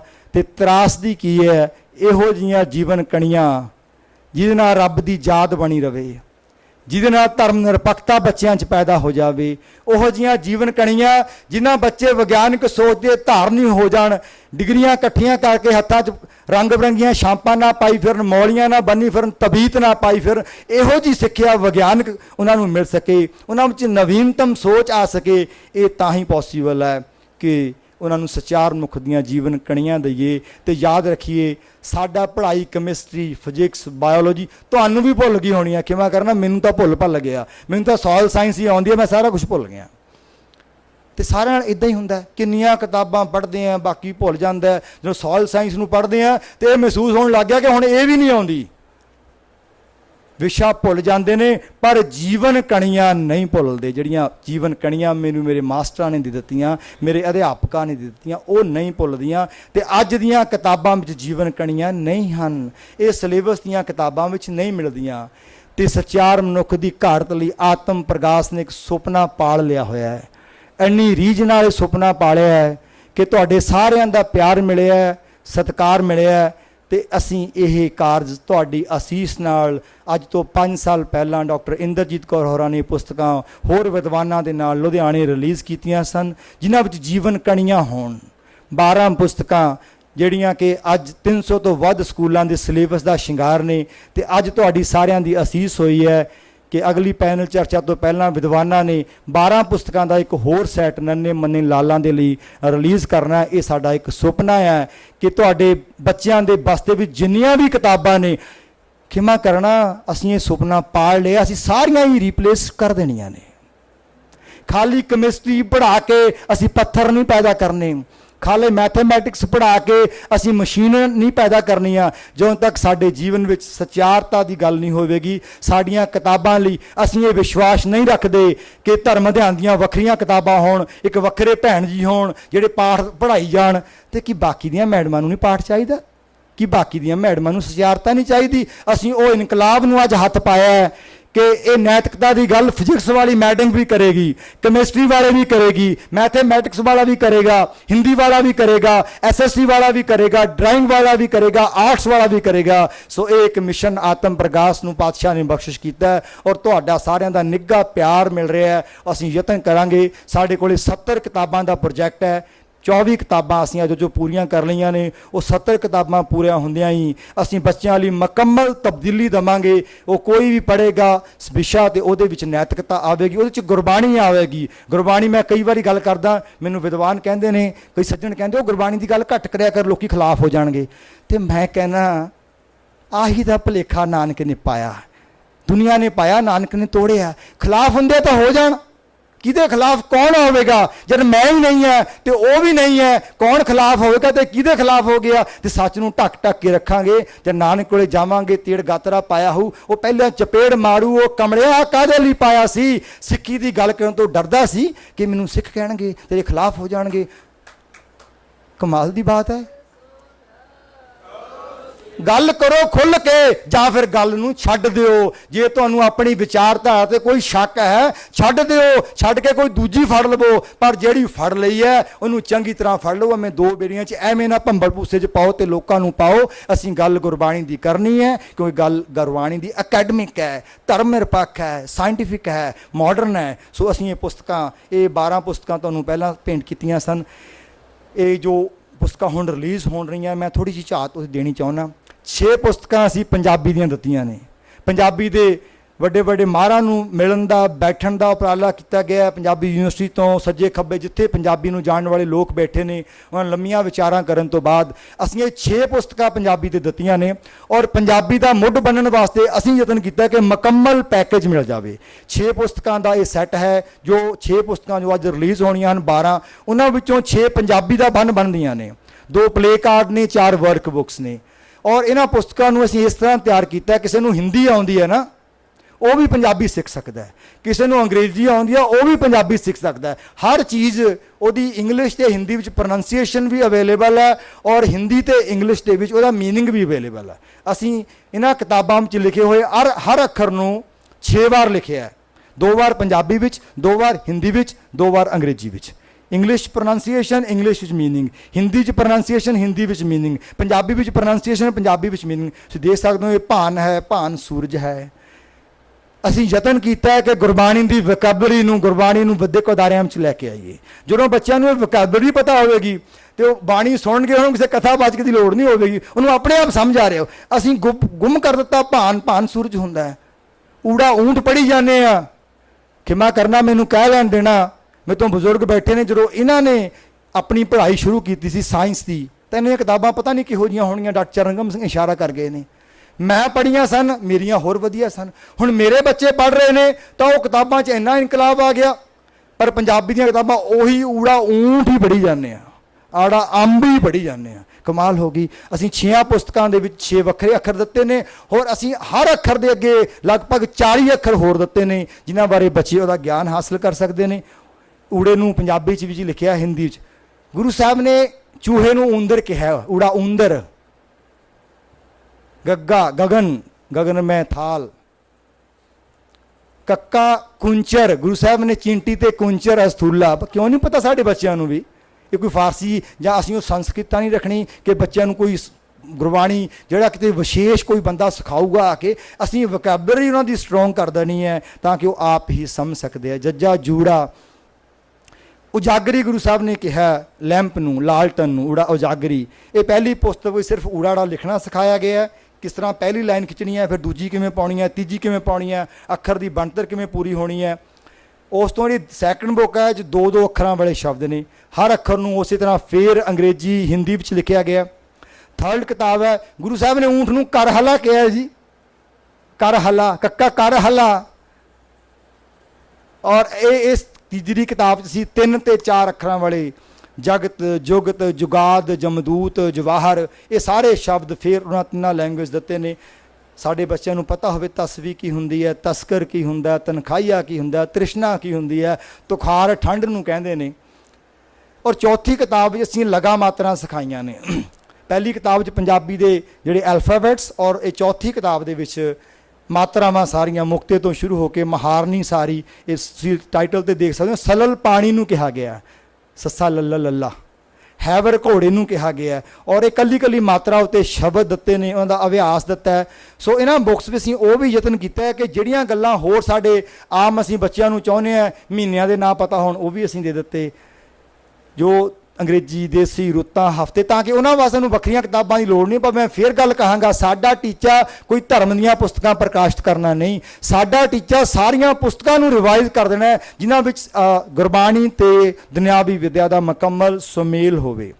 ਪੰਛੀਆਂ ਦੇ ਨਾਂ ਉਹਨਾਂ ਨੂੰ ਦਿੱਤੇ ਨੇ, ਮਾਂ ਤੇ ਬੱਚਾ ਕੌਣ ਹੈ, ਮਾਂ ਪੁੱਤ ਹੈ, ਬਿੱਲੀ ਬਲੂੰਗੜਾ, ਗਊ ਬੱਚਾ, ਇਹ ਸਾਰਾ ਜੋ ਪੰਜਾਬੀ ਦਾ ਸਿਲੇਬਸ ਪੰਜਾਬੀ ਦੇ ਫਸਟ ਸਟੈਂਡਰਡ ਤੋਂ ਐਕਸਪੈਕਟ ਕੀਤਾ ਜਾਂਦਾ ਹੈ, ਸਾਰਾ ਇਹਨਾਂ ਪੁਸਤਕਾਂ 'ਚ ਅਵੇਲੇਬਲ ਹੈ। ਜਿੱਥੇ ਉਹ ਰਾਮ ਕੇਲਾ ਖਾਂਦਾ, ਸ਼ਾਮ ਸਾਈਕਲ ਚਲਾਉਂਦਾ, ਬਿੱਲੀ ਨੇ ਬਲੂੰਗੜਾ ਗੋਦੀ ਚੜ੍ਹਿਆ, ਇਹੋ ਜਿਹੀਆਂ ਗੱਲਾਂ ਲਿਖੀਆਂ ਨੇ। ਅਸੀਂ ਉੱਥੇ ਸਾਖੀਆਂ 5 ਬੱਚਿਆਂ ਨੂੰ ਦੇ ਦਿੱਤੀਆਂ, ਗੁਰੂ ਨਾਨਕ ਸਾਹਿਬ ਦੀ ਜਨੇਊ ਵਾਲੀ ਸਾਖੀ, ਰੱਬ ਤੋਂ ਪਹਿਲਾਂ ਕੌਣ, ਦਸਤਗੀਰ ਦੀ ਸਾਖੀ, ਇਸ ਤਰ੍ਹਾਂ 5 ਸਾਖੀਆਂ ਹੋਰ।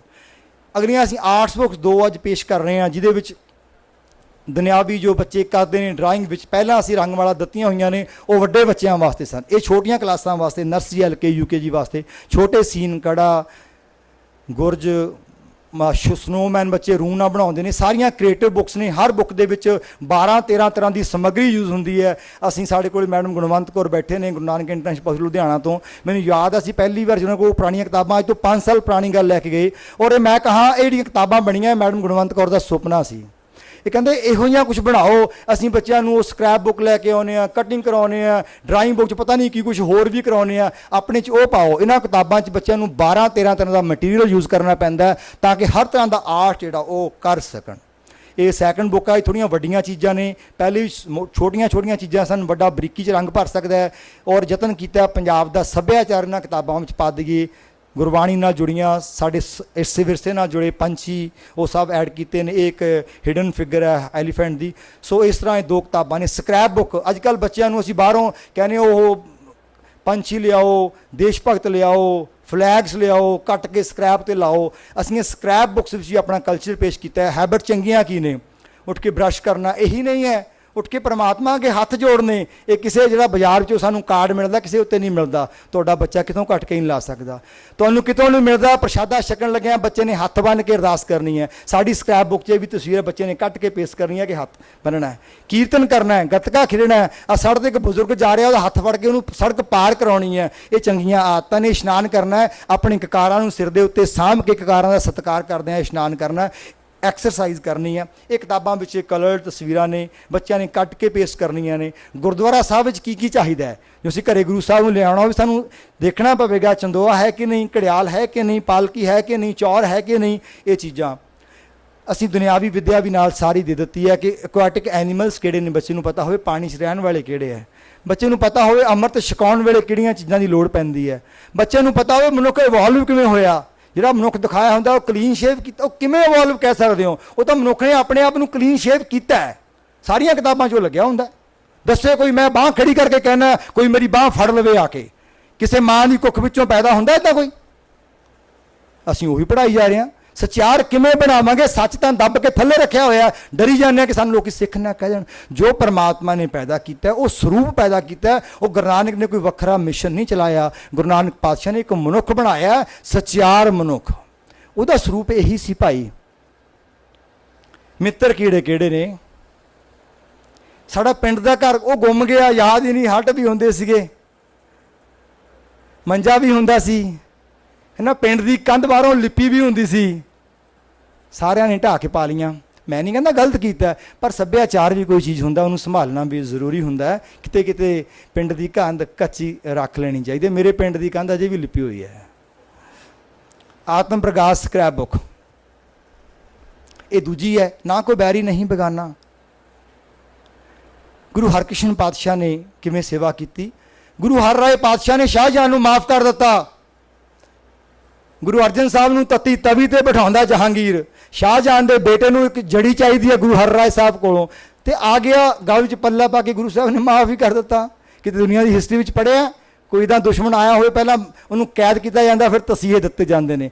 ਇਹ ਬੱਚਿਆਂ ਨੇ ਕੱਟ ਕੇ ਲਾਉਣਗੇ। ਭਗਤ ਪੂਰਨ ਦੀ ਤਸਵੀਰ ਲਾਉਣਗੇ। ਆ ਇੱਕ ਥੱਲੇ ਤਸਵੀਰ ਹੈ, ਲੰਗਰ ਲੱਗਿਆ ਹੋਇਆ, ਜੰਗ ਰੁਕੀ ਹੋਈ ਹੈ, ਸਿੰਘਾਂ ਨੇ ਲੰਗਰ ਲਾ ਲਿਆ ਤੇ ਮੁਸਲਮਾਨ ਵੀਰਾਂ ਨੂੰ ਕਿਹਾ ਵੀ ਆ ਜਾਓ, ਤੁਸੀਂ ਵੀ ਛਕ ਲਓ, ਬਾਅਦ 'ਚ ਲੜਦੇ ਆਪਾਂ, ਆ ਜਾਓ। ਕਿਆ ਬਾਤ ਹੈ ਕਿਤੇ ਦੁਨੀਆ ਦੇ ਇਤਿਹਾਸ ਵਿੱਚ। ਅਸੀਂ ਕਿਉਂ ਡਰੀ ਜਾਂਦੇ ਸਿੱਖੀ ਦੀ ਗੱਲ ਕਰਨ ਤੋਂ?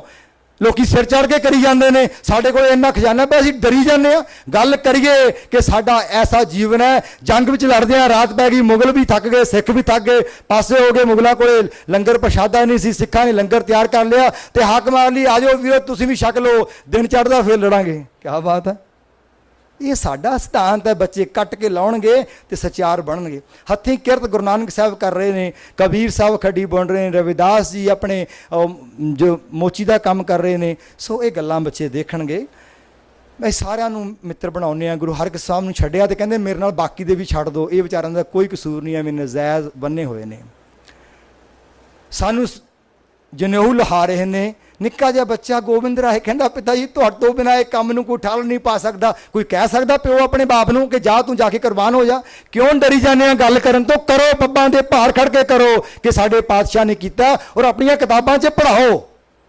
ਸਾਈਂ ਮੀਆਂ ਮੀਰ ਜੀ ਨੇ ਨੀਂਹ ਪੱਥਰ ਰੱਖਿਆ, 4 ਦਰਵਾਜ਼ੇ ਨੇ। ਕਹੀ ਜਾਂਦੇ ਆ ਸਾਡੀ ਵਿਚਾਰਧਾਰਾ ਦੁਨੀਆ 'ਚ ਵੱਖਰੀ ਹੈ, ਫਿਰ ਦੱਸੋ ਨਾ ਜੇ ਵੱਖਰੀ ਹੈ। ਇਹ ਅਸੀਂ ਕਿਤਾਬਾਂ ਦੇ ਰੂਪ ਵਿੱਚ ਉਹਨਾਂ ਨੂੰ ਦੱਸਣੀ ਹੈ। ਸਾਡੇ ਮਿੱਤਰ ਪੰਛੀ ਕਿਹੜੇ ਨੇ? ਚਿੜੀ ਖਤਮ ਹੋ ਗਈ, ਗਿਟਾਰ ਖਤਮ ਹੋ ਗਈ, ਚੱਕੀ ਰਾਹ ਖਤਮ ਹੋ ਗਿਆ। ਹੁਣ ਮੇਰਾ ਇਹ ਟੌਪਿਕ ਨਹੀਂ ਹੈ ਉੱਤੇ ਗੱਲ ਕਰਨ ਦਾ। ਇਹ ਚੱਕੀ ਰਾਹ ਖਤਮ ਕਰਕੇ ਅਸੀਂ ਪਤਾ ਨਹੀਂ ਕਿੰਨੀਆਂ ਕੁ ਬਿਮਾਰੀਆਂ ਸੇੜ ਲਈਆਂ। ਇਹ ਇਕੱਲਾ ਹੀ ਕੀੜੇ ਖਾ ਜਾਂਦਾ ਸੀ, ਹੁਣ ਇਨਸੈਕਟੀਸਾਈਡ ਯੂਜ਼ ਕਰ ਰਹੇ ਹਾਂ ਕਿਉਂਕਿ ਚੱਕੀ ਰਾਹ ਖਤਮ ਕਰ ਦਿੱਤਾ। ਰਾਜਵੀਰ ਸਿੰਘ ਬੈਠੇ ਆ, ਕੁਦਰਤੀ ਖੇਤੀ ਦੀ ਗੱਲ ਕਰਦੇ ਨੇ, ਕੁਦਰਤੀ ਸੰਭਾਲ ਦੀ ਗੱਲ ਕਰਦੇ ਨੇ। ਧੀਰੇਕੋਟ ਫਾਰਮ ਹੈ, ਜਾ ਕੇ ਦੇਖਿਆ ਕਰੋ। ਇਹ ਪੰਛੀਆਂ ਨੂੰ ਸੰਭਾਲਣਾ ਬੜਾ ਜ਼ਰੂਰੀ ਹੈ। ਜੇ ਕਿਤੇ ਇਹ ਸਾਹਮਣੇ ਅੱਧੋਂ ਵੱਧ ਇਨਸੈਕਟੀਸਾਈਡ ਪੈਸਟੀਸਾਈਡ ਵਰਤਣ ਦੀ ਲੋੜ ਨਹੀਂ ਪੈਂਦੀ। ਨਸ਼ਿਆਂ ਵਾਲੇ ਘਰ ਦੀ ਕਹਾਣੀ ਹੋ ਗਈ ਹੈ। ਮੈਂ ਤੇ ਕੀ ਪਟਾਰੀ ਖੋਲਾਂ, ਤੁਹਾਨੂੰ ਸਾਰਿਆਂ ਨੂੰ ਪਤਾ। ਚਿੱਟਾ ਚਿੱਟਾ ਚਿੱਟਾ ਹੋਇਆ, ਪਰ ਹੈ ਸਾਰਾ ਹੀ ਕਾਲਾ ਹੈ। ਨਸ਼ਿਆਂ ਨਾਲ ਸਾਡੇ ਸਰੀਰ ਦੇ ਇਹ ਅੰਗ ਖਰਾਬ ਹੋ ਜਾਂਦੇ ਨੇ। ਅਸੀਂ ਹਿਸਟਰੀ ਕਾਰਡ ਤਿਆਰ ਕੀਤੇ ਨੇ, ਫਟਾਫਟ ਲੰਘਾਂ। ਇਹ ਸਾਡੀਆਂ ਇੰਗਲਿਸ਼ ਦੇ ਵਿੱਚ ਨੇ, ਮੂਰੇ ਫੋਟੋਆਂ, ਪਿੱਛੇ ਉਹਦੀ ਬਰੀਫ ਜਾਣਕਾਰੀ। ਇਹ ਅਸੀਂ ਇਹ 12 ਪੁਸਤਕਾਂ ਦੇ ਵਿੱਚੋਂ ਅੱਜ ਤੁਸੀਂ ਰਿਲੀਜ਼ ਕਰਨੀਆਂ ਨੇ, ਇਹ ਤੁਹਾਡੀ ਸੇਵਾ ਵਿੱਚ ਪੇਂਟ ਕਰ ਰਹੇ ਹਾਂ। ਸਾਡੇ ਜਰਨੈਲਾਂ ਨੂੰ ਅਸੀਂ ਇਹ ਗੱਲ ਗੁਰਦੁਆਰਿਆਂ ਵਿੱਚ ਕਹੀ ਜਾਂਦੇ ਹਾਂ, ਅਸੀਂ 85% ਸ਼ਹੀਦੀਆਂ ਦਿੱਤੀਆਂ ਨੇ ਇੰਡੀਆ ਨੂੰ ਆਜ਼ਾਦ ਕਰਨ ਲਈ। ਉਹ ਤੁਹਾਡੇ ਸ਼ਹੀਦ ਕਿੱਥੇ ਨੇ? ਕਿਉਂ ਨਹੀਂ ਕਿਤਾਬਾਂ ਦੇ ਵਿੱਚ ਉਹ? ਜੇ ਅਸੀਂ 85% ਕੁਰਬਾਨੀਆਂ ਕੀਤੀਆਂ ਨੇ ਤਾਂ ਕਿਹੜੇ ਮਾਈ ਦੇ ਲਾਲ ਦੀ ਹਿੰਮਤ ਹੈ ਕਿ ਤੁਹਾਨੂੰ ਕਿਤਾਬਾਂ 'ਚ ਆਉਣ ਤੋਂ ਰੋਕ ਸਕਦਾ ਹੈ? ਲਿਆਓ ਨਾ, ਉਹਨਾਂ ਨੂੰ ਪੇਸ਼ ਕਰੋ।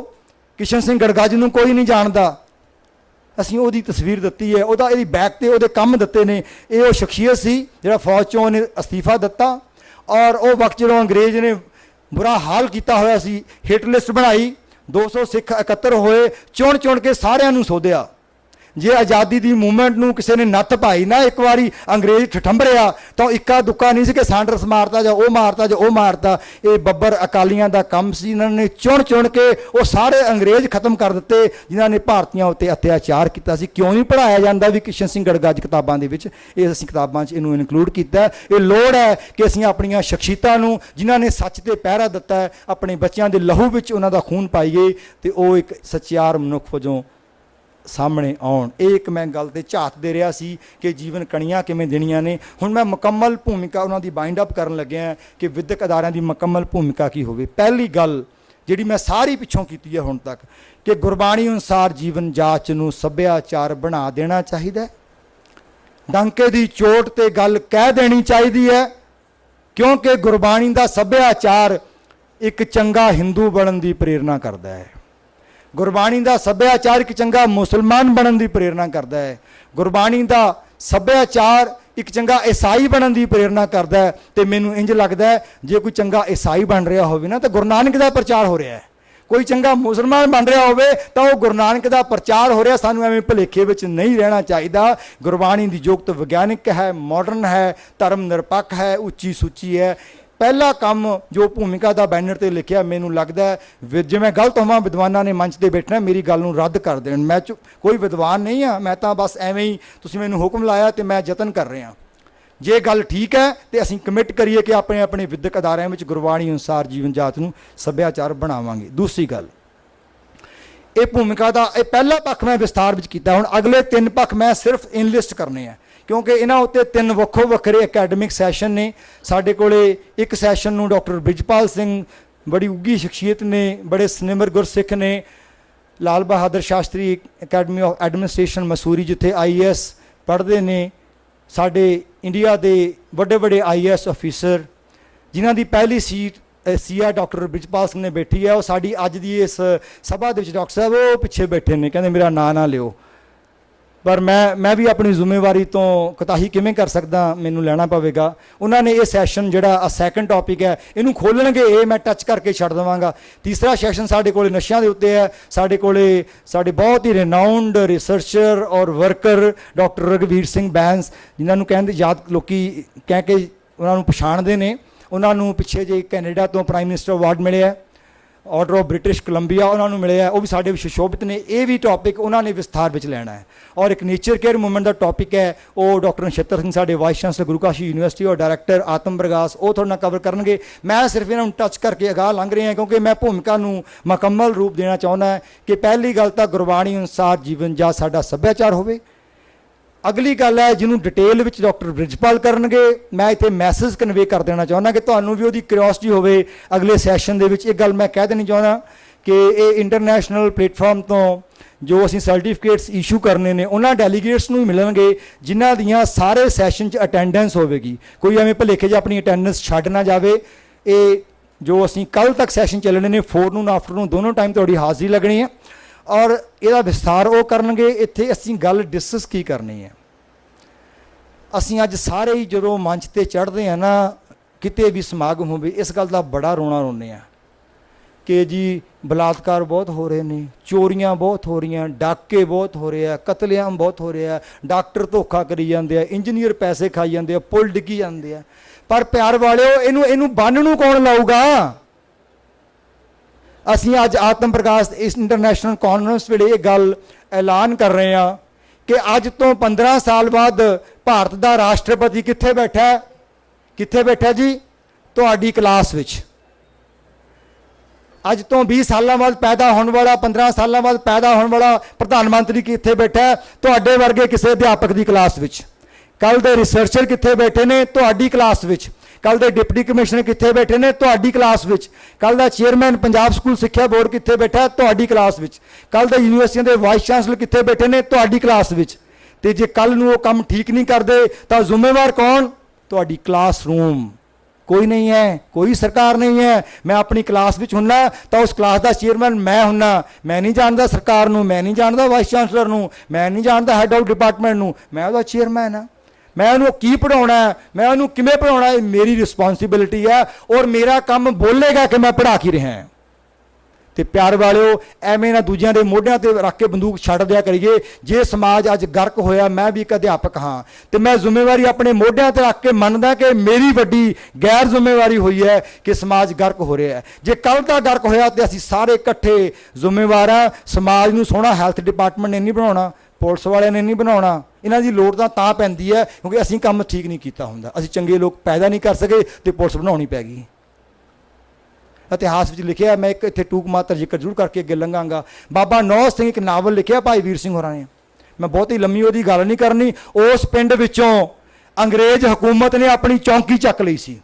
ਕਦੀ ਮੁਕੱਦਮਾ ਨਹੀਂ ਸੀ ਗਿਆ ਚੌਂਕੀ ਤੱਕ, ਕਿਉਂਕਿ ਉੱਥੇ ਬਾਬਾ ਨੌਜ਼ ਸਿੰਘ ਵਸਦੇ ਸੀ ਨੇ। ਅਸੀਂ ਤਾਂ ਪੁਲਿਸ ਡਿਪਾਰਟਮੈਂਟ ਨੂੰ ਵਿਹਲਾ ਕਰਕੇ ਉਹ ਸਾਰੀ ਦੇ ਹੋਰ ਕੰਮਾਂ ਤੇ ਲਾ ਸਕਦੇ ਹਾਂ ਜੇ ਤੁਸੀਂ ਤੇ ਮੈਂ ਆਪਣਾ ਕੰਮ ਵਧੀਆ ਕਰ ਸਕੀਏ। ਸੋ ਇਹ ਸਾਡੇ ਸਕੂਲਾਂ ਵਿੱਚ ਅਸੀਂ ਉਹ ਬੱਚੇ ਆਇਡੈਂਟੀਫਾਈ ਕਰਨੇ ਨੇ, ਇਰਰਿਸਪੈਕਟਿਵ ਕਿ ਹਿੰਦੂ ਹੈ ਕਿ ਮੁਸਲਮਾਨ ਹੈ, ਸਿੱਖ ਹੈ, ਉਹ ਕੋਈ ਵੀ ਹੋਵੇ। ਬੱਚੇ ਲਾਇਕ ਥੋੜ੍ਹੇ ਹੀ ਹੁੰਦੇ ਨੇ, 2 4 5 10%। ਉਹਨਾਂ ਨੂੰ ਬਰੈਕਟ ਕਰੋ, ਉਹਨਾਂ ਦੀ ਅਲੱਗ ਸੰਭਾਲ ਕਰੋ ਔਰ ਉਹਨਾਂ ਦੇ ਖੂਨ ਵਿੱਚ ਇਹ ਗੱਲ ਪਾਓ ਕਿ ਬੇਟਾ ਤੁਸੀਂ ਸੱਚਾਰ ਮਨੁੱਖ ਵਜੋਂ ਵਿਕਸਿਤ ਹੋਣਾ ਹੈ। ਤੇ ਮੈਂ ਇਹ ਗੱਲ ਦਾਅਵੇ ਨਾਲ ਕਹਿ ਸਕਦਾ, ਜੇ ਅਸੀਂ ਕੰਮ ਜ਼ੋਰ ਲਾ ਕੇ ਕਰ ਦਈਏ ਨਾ, ਜਦੋਂ ਤੱਕ ਅਸੀਂ ਮੜੀਆਂ ਤੱਕ ਜਾਣ ਵਾਲੇ ਹੋਵਾਂਗੇ ਨਾ, ਤੇ ਸਾਨੂੰ ਉਹ ਲੋਕ ਦਿਸਣ ਲੱਗ ਜਾਣਗੇ ਸਾਡੇ ਸਾਹਮਣੇ ਤੁਰੇ ਫਿਰਦੇ। ਤੇ ਤੁਹਾਡੇ ਸਾਹ ਸੋਹਣੇ ਨਿਕਲ ਜਾਣਗੇ, ਮੇਰੇ ਸਾਹ ਸੋਹਣੇ ਨਿਕਲ ਜਾਣਗੇ ਕਿ ਅਸੀਂ ਸਮਾਜ ਨੂੰ ਕੋਈ ਸੱਚਾਰ ਮਨੁੱਖ ਪੈਦਾ ਕਰਕੇ ਦੇ ਚੱਲੇ ਹਾਂ। ਹੁਣ ਸਾਡਾ ਰਾਸ਼ਟਰਪਤੀ ਇਹ ਹੋਵੇਗਾ, ਸਾਡਾ ਪ੍ਰਧਾਨ ਮੰਤਰੀ ਇਹ ਹੋਵੇਗਾ, ਸਾਡਾ ਮੁੱਖ ਮੰਤਰੀ ਇਹ ਹੋਵੇਗਾ, ਸਾਡੇ ਜ਼ਿਲ੍ਹਿਆਂ ਦੇ ਡਿਪਟੀ ਕਮਿਸ਼ਨਰ ਇਹ ਹੋਣਗੇ, ਸਾਡੇ ਚੇਅਰਮੈਨ ਐਜੂਕੇਸ਼ਨ ਬੋਰਡ ਇਹ ਹੋਣਗੇ, ਸਾਡੇ ਵਾਈਸ ਚਾਂਸਲਰ ਇਹ ਹੋਣਗੇ। ਹੁਣ ਅਸੀਂ ਜਾ ਸਕਦੇ ਹਾਂ। ਪਿਆਰ ਵਾਲਿਓ, ਇਹ ਕੰਮ ਇਸ ਵਿਸ਼ੇ ਅਧੀਨ ਵਿਦਿਅਕ ਅਦਾਰਿਆਂ ਨੇ ਕਰਨਾ ਹੈ ਔਰ ਅਸੀਂ ਇਹ ਕੰਮ ਦਾ ਵਿਸਤਾਰ ਡਾਕਟਰ ਬ੍ਰਿਜਪਾਲ ਤੋਂ ਸੁਣਾਂਗੇ। ਨਸ਼ਾ ਮੁਕਤ ਸਮਾਜ ਦਾ ਸੁਪਨਾ ਸਾਕਾਰ ਕਿਵੇਂ ਕਰਨਾ ਹੈ, ਇਹ ਗੱਲ ਤੁਹਾਡੇ ਨਾਲ ਡਾਕਟਰ ਰਘਵੀਰ ਸਿੰਘ ਹੋਰੀ ਕਰਨਗੇ। ਕੁਦਰਤ ਦੀ ਸੰਭਾਲ ਤੁਸੀਂ ਕਿਵੇਂ ਕਰ ਸਕਦੇ ਹੋ, ਆਪਣੇ ਘਰ ਬੈਠੇ ਆ, ਆਪਣੇ ਸਕੂਲ 'ਚ ਕੋਈ ਬਿਨਾਂ ਗ੍ਰਾਂਟ ਲਿਆ ਕਿਹੜੇ ਕਿਹੜੇ ਕੰਮ ਤੁਸੀਂ ਕਰਕੇ ਕੁਦਰਤ ਨੂੰ ਵੱਡਾ ਸੰਭਾਲ ਦੇ ਸਕਦੇ ਹੋ। ਇਹ ਗੱਲ ਤੁਹਾਡੇ ਨਾਲ ਡਾਕਟਰ ਨਛੱਤਰ ਸਿੰਘ ਕਰਨਗੇ ਤੇ ਮੈਂ ਸਿਰਫ ਤੁਹਾਨੂੰ ਇਹ ਪੁੱਛਣਾ ਚਾਹੁੰਦਾ, ਇਹ ਗੱਲਾਂ ਹੀ ਕਰਾਂਗੇ ਮੈਂ ਤੇ ਤੁਸੀਂ ਕਿ ਕੀ ਸੱਚਮੁੱਚ ਇਹ ਕਰ ਵੀ ਦਿਖਾਓਗੇ? ਜੇ ਨਹੀਂ ਚਾਹੁੰਦੇ ਤਾਂ ਮੈਂ ਤਾਂ ਫਿਰ ਡਾਕਟਰ ਇੰਦਰਜੀਤ ਤੋਂ ਆਗਿਆ ਲਵਾਂਗਾ। ਸਾਨੂੰ ਅਗਲੇ ਸੈਸ਼ਨ ਕਰਨੇ ਹੀ ਨਹੀਂ ਚਾਹੀਦੇ। ਤੁਹਾਡਾ ਸਮਾਂ ਕੀਮਤੀ ਹੈ, ਡਾਕਟਰ ਨਛੱਤਰ ਸਿੰਘ ਦਾ ਬਹੁਤ ਕੀਮਤੀ ਹੈ। ਡਾਕਟਰ ਰਘਵੀਰ ਸਿੰਘ ਕੈਨੇਡਾ ਤੋਂ ਆਪਣੀਆਂ ਅਸਾਈਨਮੈਂਟ ਛੱਡ ਕੇ ਇੱਥੇ ਆਏ ਨੇ। ਡਾਕਟਰ ਬਿਜਪਾਲ ਸਿੰਘ ਨੂੰ ਲੋਕੀ ਮਿਲਣ ਨੂੰ ਤਰਸਦੇ ਨੇ। ਇਹਨਾਂ ਨੇ ਅਗਲੀਆਂ ਸੈਸ਼ਨਾਂ ਵਿੱਚ ਤੁਹਾਡੇ ਨਾਲ ਗੱਲਾਂ ਸਾਂਝੀਆਂ ਕਰਨੀਆਂ ਨੇ। ਜੇ ਅਸੀਂ ਇਹ ਕੰਮ ਕਰਨਾ ਚਾਹੁੰਦੇ ਆ, ਗੁਰੂ ਨਾਨਕ ਵਾਲੀ ਖਿੱਚ ਪੈਦਾ ਕਰਕੇ ਸਚਾਰ ਨੂੰ ਘੜਨੇ ਚਾਹੁੰਦੇ ਆ, ਤਾਂ ਡਾਕਟਰ ਇੰਦਰਜੀਤ ਕੌਰ ਜੀ ਇਹ ਕਾਨਫਰੰਸ ਅੱਗੇ ਚਲਾਉਣੀ ਚਾਹੀਦੀ ਹੈ। ਨਹੀਂ ਸਾਨੂੰ ਇੱਥੇ ਡਿਸਪਰਸ ਕਰ ਦੇਣੀ ਚਾਹੀਦੀ। ਆਈ ਮੇ ਬੀ ਰੋਂਗ, ਮੈਂ ਜਜ਼ਬਾਤੀ ਵੀ ਹੋ ਸਕਦਾ, ਮੈਂ ਗਲਤ ਵੀ ਹੋ ਸਕਦਾ, ਮੈਂ ਕਮਲਾ ਤਾਂ ਹੈਗਾ ਹੀ ਹੈਗਾ। ਸੋ ਮੈਂ ਆਪ ਜੀ ਪਾਸੋਂ ਇਹ ਸਵਾਲ ਜ਼ਰੂਰ ਪੁੱਛਣਾ ਚਾਹੁੰਦਾ ਤੇ ਅਗਲੀਆਂ 2-4 ਸਲਾਈਡਸ ਮੈਂ ਤਾਂ ਹੀ ਸ਼ੇਅਰ ਕਰਾਂਗਾ ਜੇ ਤੁਸੀਂ ਸਮਝਦੇ ਹੋ ਕਿ ਇਹ ਸੱਚਮੁੱਚ ਤੁਸੀਂ ਕੰਮ ਕਰ ਦਿਖਾਓਗੇ। ਪਲੀਜ਼ ਕਾਈਂਡਲੀ ਹੱਥ ਖੜੇ ਕਰਕੇ ਦੱਸ ਦਿਓ।